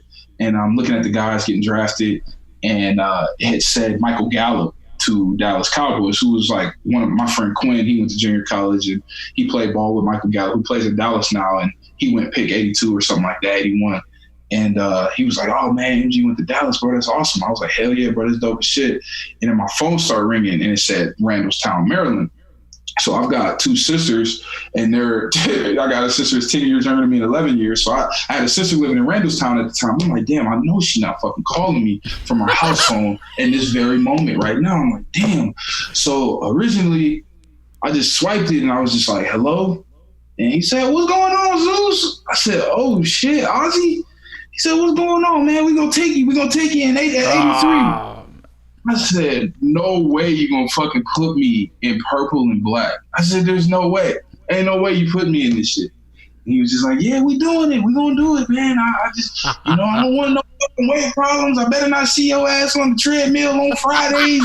Be like, you know, we bringing you in here to make an impact from day one, and you know, you better come here with mentality. Your ass better work. I was like, listen, you gonna get everything that you want and more. Like, I'm gonna give you everything I fucking got, man. Like, this is, you know, my dream, and you know, believe it or not, man, I didn't want to go to any other teams, man. Like, you know, for me, it was, I really like New England, and I really like Baltimore, you know, and it was more so about the culture, you know, that those teams had, and you know, the way that they operate as far as business, man, it's easy to respect it. And, you know, from a professional standpoint. So, man, I really, really wanted to get drafted there, and I did. You know, I knew that, you know, I was basically going to be in a job competition for the right tackle position. And James Hurst at the time. What's going through your mind? You're talking to Ozzy. You're going to be in a familiar place, too. You don't even have to go in and learn a new place. You know the fucking locker room. No. You know the stadium. You know everything. I mean, how overwhelmed? I saw the NFL films when you finally hung up the phone and had a moment to yourself. Like, how overwhelmed are you? Like, again, bittersweet. Like, holy shit. Not only did I make it to the NFL, I made it to my hometown team, the team my father played for. My dad's I mean, what is going through your mind during this moment? Yeah, man, all of those things, man. You know, I spent so much time away from my sisters because of my mom moving us to Atlanta, because of me coming to Oklahoma. Like, that was one of the first things I thought about, man. Like, God gave me the opportunity to be in their lives again and you know, be some type of a positive impact, you know, because I'm so close to them. Like, that was one of the things that I really thought about. You know, I thought about my dad and, you know, just how happy he would have been, you know, to be in that moment with me. And because, you know, I bullshit you not. And I was just talking to Coach Harvey about this last season, towards the end of last season. And he remembered too, when I was 13 years old, I had just started playing ball. My dad would always get my equipment from the Ravens. So, you know, I go in, get my cleats, get like a little helmet, some shoulder pads. Oh, yeah, because you're an adult-sized man at that point. Yeah, that's exactly right. Yeah. So I'm wearing I got like size 17 rubber bottoms and shit. Yeah. I'm getting full deal, 4XL gloves. So I'm in there getting suited up, man. And Dad's like, he goes, shit, dog, let's go upstairs, man. Let's go see Ozzy real quick. You know, because Ozzy was, you know, one of the guys that gave him an opportunity along with Bill Belichick. And so we go upstairs, and Ozzy's like, what's going on, little Zeus? How you doing, man? Shit, you going to Alabama, right? You going to take your big ass to Alabama. That's where you want to go, right? My dad was like, nah, he ain't going to no motherfucking Alabama, man. You better worry about that Alabama shit, man. And Ozzy's like, shit, he going to go with it. That's where winners go. Winners go to Alabama. So bro, so I'm like, oh shit, man, whatever, you know, that conversation ends. Then we see Harbaugh on the way out. I talk to Harbs and with my dad and everything, and my dad was just chiming up with him, and Harbs out of nowhere, he just goes, you gonna be a Raven someday? And I remember saying to him, like, if the opportunity ever presents myself, yeah, I will play for the Ravens, coach. You know, but it's like, it's one of those deals that is just so far-fetched. You know what I mean? It's like, yes, it's pretty hard to get here. You know what I'm saying? I'm saying like, even to get in the NFL and have a cup of coffee is hard. You know what I mean? Yeah, like, literally. I mean, you've accomplished something that the majority of athletes don't ever accomplish. I know that looks like there's a lot, because there are a lot of NFL players, but there are so many more football players that never even get this opportunity. And then to go to your hometown team where you know people to fucking play your dad's position. So were they did tell you were going to battle it out for right tackle? Yeah, man. Yeah, they let me know straight up. Like, shit, they let me know that at my damn meetings, you know, like, hey, you know, our right tackle position, it's going to be a competition there if we draft you. You know, Marty Morningwig was the OC at the time, and everybody was just real straightforward, man. Like, look, you know, you're not coming in here to be a backup and be a swing tackle for 4 years. You're coming in here to ball and start, you know, so prepare like that. And I took that approach, man. And, you know, I didn't end up winning the job. James Hurst won the job, man. Fucking great guy, great player. You know, and he helped me out a lot as well, just as much as Marshall, as far as being a pro and doing things the right way, showing up on time and all of that type of stuff. So, you know, there was no animosity in there for me, man. I just took it as an opportunity to, okay, shit, if I'm not going to be a starter in the NFL, I'm going to be a sponge, you know? And so I played a role where I was basically like the 6'0" lineman, where I come in on big packages, short yardage, goal line, extra lineman, that type of stuff. And I block guys, all that weird shit. So, you know, we're playing Tennessee my rookie year, and fucking Alex Lewis gets hurt. And so normally in practice in those situations, they would kick James Hurst from right tackle to left guard and put me in at right tackle. Okay. In the Tennessee game, I was playing so much of that extra O-lineman package. They put Bradley Bozeman in at left guard, left James at right tackle, and just had me there. So at first I'm like, shit, man, damn, I don't know, you know, what my deal is going to be. I hope, you know, hopefully next week, you know, I can make my first start in the NFL. And, you know, it was New Orleans against Cam Jordan. And so, so I'm like, oh shit, trying to wrap my mind around that and everything.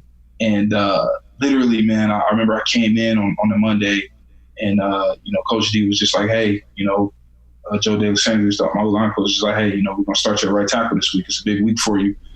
Cam Jordan's a really good player. And, you know, I got nothing but the utmost respect, man, for any guy that does, you know, what Cam Jordan's been able to do, Khalil Mack, Von Miller. You know, when you can be that consistent at a high level for so long, you got to respect.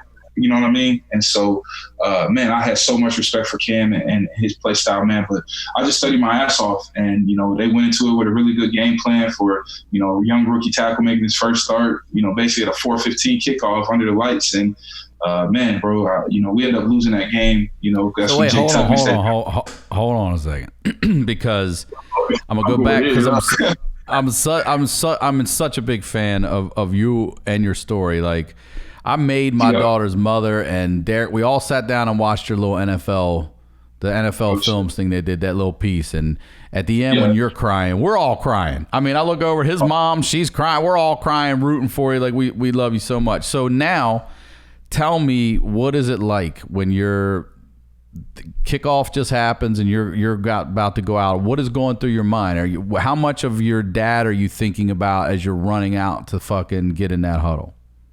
Yeah, man, like, believe it or not, man, I, like, for me, like, what I remember doing before I took the field, like, I always tap the front of my number, back of my number, and, you know, point up. Like, that's just something, like, just always like to, you know, I guess give myself, like, a boost of confidence in that moment, you know, and just let myself know what that number represents. But before that, I remember looking up to, like, section 290, 293, because that's where, like, our suite was. And I just remember looking there, man, like, you know, and I got teary-eyed thinking about that shit, you know, before I took the field, man, because, you know, before that, bro, like, shit, bro, I got goosebumps now. Like, you know, it was literally, you know, at that point, you know, what would have been 8, 9 years ago, man, 10 years before that, man, like, you know, I was just a kid up there watching my dad play the Buffalo Bills, you know what I mean, and watching him every game.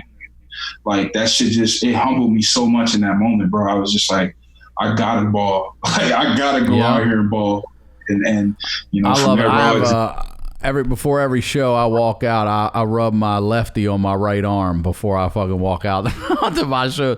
I still do. Like, you know, I go back to being a little kid in that house, and I snuck down and saw my dad watching this movie that I saw kids in it, and I thought, oh, well, I'm allowed to watch this movie. There's kids in it, and it ended up being Richard Pryor busting loose when he was driving. When he was driving the kids to the fucking the bad kids to the orphanage, and I started laughing, and I got caught. He said, "Get in here," and I was like, "Oh shit, Dad's about to fuck me up." And he goes, "Sit down," and I sat down. And he goes, "Finish watching this with me," and that was it. That was the birth. I was 10 or 11. That was the birth of comedy for me. And every time I take the stage, I like just a little take them out there with me. So I'm just a romantic about that kind of shit. You know what I mean? So I know you are. I can tell you are. I know. What a great moment. Yeah. So then you go out your first game, you get you make Pro Bowl this year. You make the Pro Bowl. Yeah. Mm-hmm. And I feel like maybe it was in that little piece where, or maybe you had said it like you just, or your dad always talked to you about what, like, one day you make the Pro Bowl, I'll be down there hanging out with you, telling the old stories with the guys and all that shit. That would have been so much fun. Yeah. Yeah, man, you know, because he played for 13 years, man, but he never was able to make a Pro Bowl. And so, like, that was, you know, something that, like, you know, he carried on in life, like a guilt almost that, like, shit, man, I never really amounted to that. You know, as all I was the highest paid O-lineman at one time, and, you know, I set this guy down, did this. You know, he never necessarily got that nod. And the Pro Bowl voting is a lot different now than it was for him. You know, like now, so you got fans involved, media, coaches, players. At then, bro, it was just like, shit, they vote for the most famous O-linemen. Jonathan Ogden, Orlando Pace, Walker Jones. Those were your guys, you know what I'm saying? So, you know, my dad kind of got overlooked amongst that crowd, especially because at the time, right tackles, man, shit, they didn't, you know, they weren't as important as they are now. And, you know, man, it was just such a big deal for him to make a Pro Bowl. And, man, I got that opportunity to go, man, and it was just like, that was hard, you know, for me, because it's just like, damn, man, you know, I had my brothers down there, my sisters, my mom, and everything, and I'm just like, shit, man, I really wish, you know, he could have been a part of that, to see that happen, man, just based off where everything started, you know, when I was 13 years ago, literally 10 years prior to that. I have 2 questions I want to ask you. One is, what do you miss most about your dad? Oh, man, gosh, what I miss most... Bro, that's a tough question, man. There's a lot of things, man, but Gosh, I think I miss like, I just really miss like our like adult like conversations. You know what I'm saying? Like, and I'm sure you had them. Like, Yeah.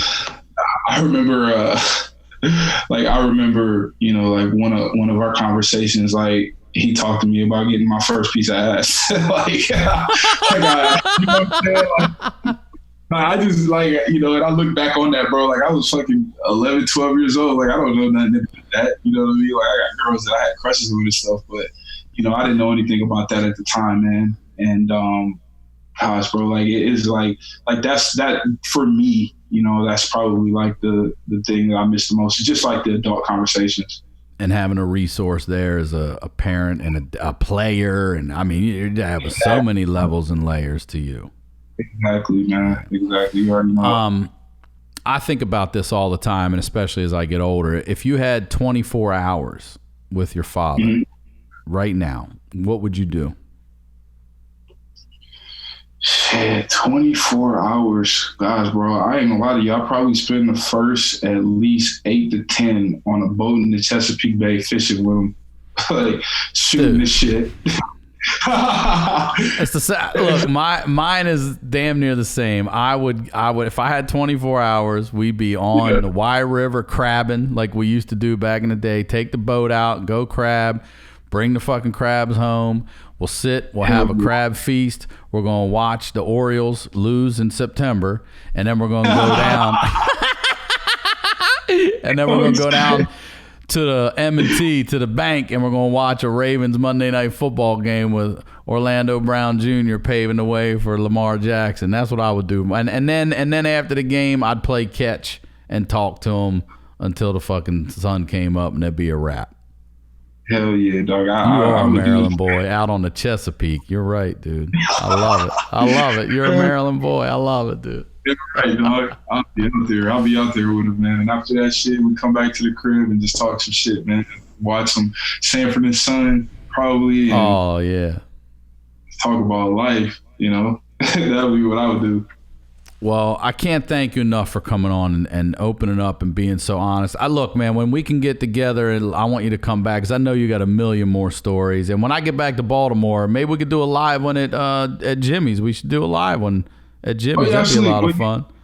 Yeah, man. Well, you know, like I do my show and stuff in season. So, you know, all the viewers out there, don't forget to tune in. That's right. Just like last year, man. But I do my show at Jimmy Seafood pretty much every Thursday night for every away game. And best crab cakes in the country, in the world. Yeah, might be the best restaurant in the world. Jimmy Seafood, Jimmy Famous Seafood. No doubt. John Menadakis is the man, brother. He is the man. He is. Yeah, man. So if you ever bring your ass on the show, come on and talk some ball. I would love me, to, man. I would love to. Look, man, listen, let me tell you something. This has healed a wound for me. I don't know if you know, but I was supposed to be a ball boy for the 1984 Baltimore Colts. And I told the whole story. There's a link on my website. I did it. Told this on This Is Not Happening on Comedy Central. And man, my dad woke me up in the middle of the night to watch the Colts sneak out of town in the Mayflowers. And there goes the ball boy gig. There goes my dad's season tickets. Like we're all crying on the fucking. We were all crying. Man, I would have been sad as hell, man. Oh, it was devastating. I was. And then we lose football, and until '96. It did make me a better football fan because then I wasn't just focusing on my team only. I started learning about Walter Payton and you know, Barry Sanders and Steve Largent and Dave Craig and all these guys on these other teams. But yeah, man, this has been such a treat. And you're such a great dude. And you're a great friend, and I appreciate you for even giving me the opportunity to sit here and talk to you like this, and for you being so open and honest about it. So. My last question is advice to your 16-year-old self. Looking back now, because you're only 24, so it's not that long ago. What would, in these last 8 years, what would you tell 16-year-old Orlando Brown Jr.? Yeah, man. I would tell myself to be more honest with myself, man. At that point in time where I was in life and everything, I definitely would have gotten ahead of the curve as far as my work ethic. You know, I was somebody that's always worked hard, but, you know, maybe more than the next man, but not hard enough, you know, for me and who I am and who I was and everything. I would tell myself to work harder. I would tell myself to take your ass to class. And, you know, I would just be, you know, tell myself, man, just be more honest, you know, and that was just really in all aspects of life, man, whether that be girls, whether that be ball, you know, and friendships, man, just be more honest and keep it real, bro. Like, you know, and I didn't necessarily recognize that till I was 18, you know, till I was 19 and I got away from home and I learned everything, man. I just, you know, those are two things to me, like, gosh, bro, that like, you know, I could have gotten ahead of the curve. You know, if I understood like shit, man, like the importance of diet, the importance of hygiene, and all that other type of stuff. It's funny you say that's great advice. It's funny you say that too, because I really feel like with my father dying and the way it went down, because my mom had already left the family, so my brothers and I were on our own at that point. Like from 16 on, we're taking care of each other, and it certainly gave me an education that I never would have got had that not happened. But I really feel like it set me back 10 years in, like, I didn't have anybody, the same thing. I didn't have anybody show me how to tie a tie. I didn't have anybody talk to me about finances and saving money and invest. None of that. I didn't have any of that shit that you would hopefully normally get from parents and just advice. And I had none of that. So I feel like there was a hindrance in some of aspects of my life, and while other things went forward in a way where no other people even knew how to deal with that kind of shit, that, you know. And to this day I do. One of the best, and I want to say thank you to Segura too, because Tom's the reason I got to meet you. And the year before that, he was at the Lyric, which is the Modell Theater now, which I love that they named the theater after art. And we did it. I got to do stand up at the Lyric, and that's the one where, like, if there was any show I wish my father and grandmother could have seen, that would have been the one. That would have been the one. That's the fucking Lyric. And one of my friend's wives said to me after, she's like, you just got to perform at the Lyric in Baltimore. That's a pretty fucking big deal for a Baltimore kid. And I was like, you know what, it is. So thank you to Segura. All right, that's one question I do want to ask you. Of all the games you've played, whatever, I don't care, college, NFL, whatever, what's the one you wish your dad could have been at? Okay, I got a story for you too. I wouldn't tell you a goofy ass story about my rookie year, but gosh, okay. The one game, man. The one game. It would have to be. Would it be the Pro Bowl? No, man. It would have to be that first Pittsburgh game I started in Baltimore, my rookie year. They called the offenses out. That was the first time I ever ran through the tunnel. Oh, nice. And, yeah, man. Whenever they would call my dad, the stadium would go Zeus. Yeah. And so, man, they you know, starting at tackle, Orlando Brown Jr. 78, and the whole stadium just goes Zeus. And like, I just remember, like, fuck, man, I like looked up, man, like at, you know, like that section. I got chills, dude. I got chills. Holy shit, I was like, bro, like this TJ Watt I'm about to go against, this is the Pittsburgh Steelers, bro. This shit is real life. Like I'm like in that moment, man, I was just like, wow, like, you know, I haven't made it, but like I'm here. Like, holy shit, you know what I mean? Like, gosh, I wish, you know, he could have saw that. That's great, man. And, you said you had a story from your. Yeah. So I got a crazy ass story, bro. It's about a chick, bro. It's funny as shit, though. You know, you can put this in the show or whatever you want to, but funny ass story, bro. Don't get in trouble. I don't want to hear any bullshit about Orlando Brown Jr.'s sideline for some weird illness, and it's all this podcast. No, this is some silly ass shit, man. So like you said, bro, hometown kid, this, that, and the other. So like I'm getting I lived in Towson my rookie year, like so, which is like a college campus, you know. What I'm saying? I literally lived. I went. That's where I went. I finished at Towson. Yeah. Okay. Yeah, so you already, it probably was a little smaller. It's fucking huge now, bro. Like that Towson is so built up, even from when I was a kid. Dude, when I went, it was called Towson State. It's now Towson University. Yeah, it was a state school when I was still there. Yeah, they got like 33,000 students now. Something crazy. Holy bro. Shit.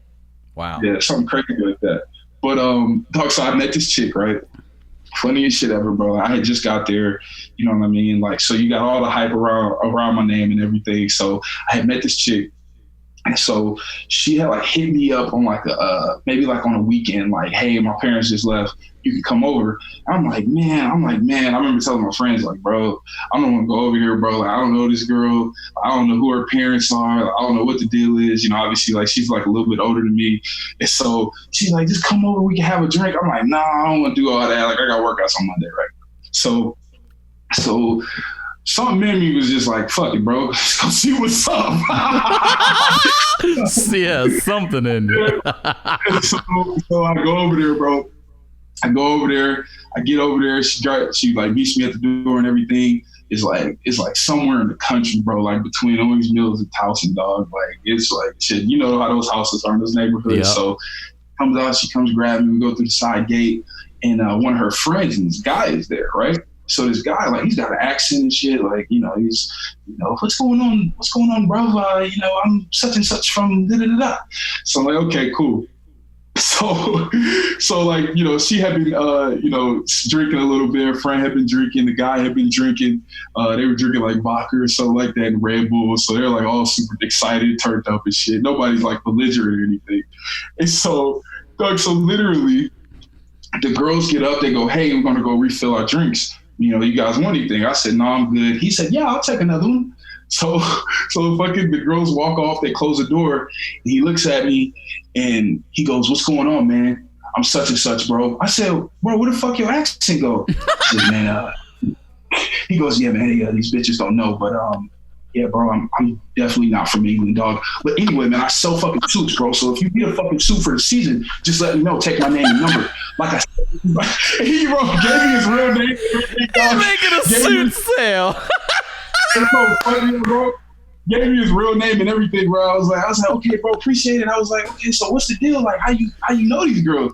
He's like, shit, dude, I fucking met the one girl on Tinder, bro. She's fucking hot. I'm just here to do my thing, and that's it, dude. Anyway, like I said, they're coming back. Yeah, okay, England, right? Remember, I'm from England.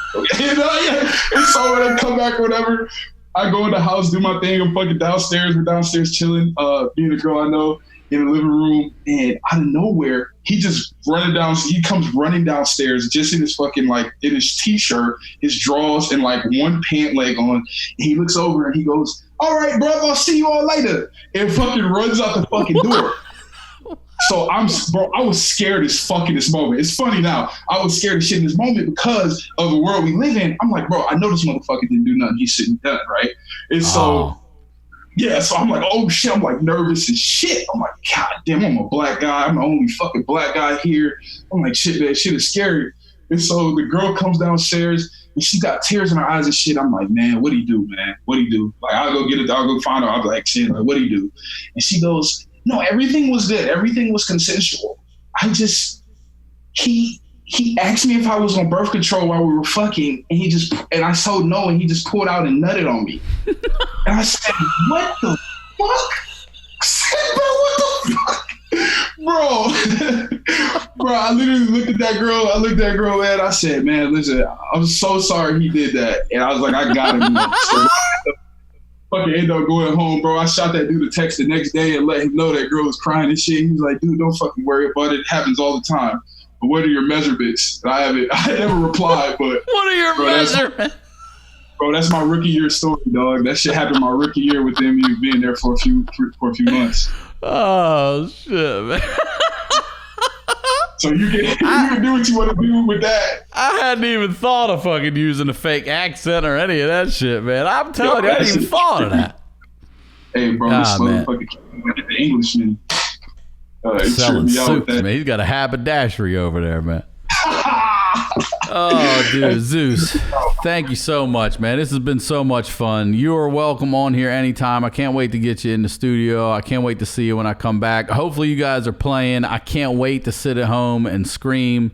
I can't wait to see the 7-second delay they got to put on these games to hear you all out there talking shit, because the whole world's going to hear everything you guys say with nobody in the stands. Good luck. Oh, yeah, I'm excited for that shit. Hell yeah. Man, I've been following the draft, man. We got with Queen. I mean, man, we on pay. I know everything's paper and everything's if you stay healthy, but man, we got the looking. We're looking good. We got the makings of a dynasty right now, and I think, yeah, man, this is gonna be a fun time watching you fucking maul people, dude. And any Ravens see this and want to come on, they're welcome to come on. We'll Zoom with them from here, man. They can all come on and tell their honeydew stories. But you got the one, man. I'm such a fan of you and your story and how this is going for you. It is seriously storybook stuff. And thank you for coming on here and sharing it with me, for real.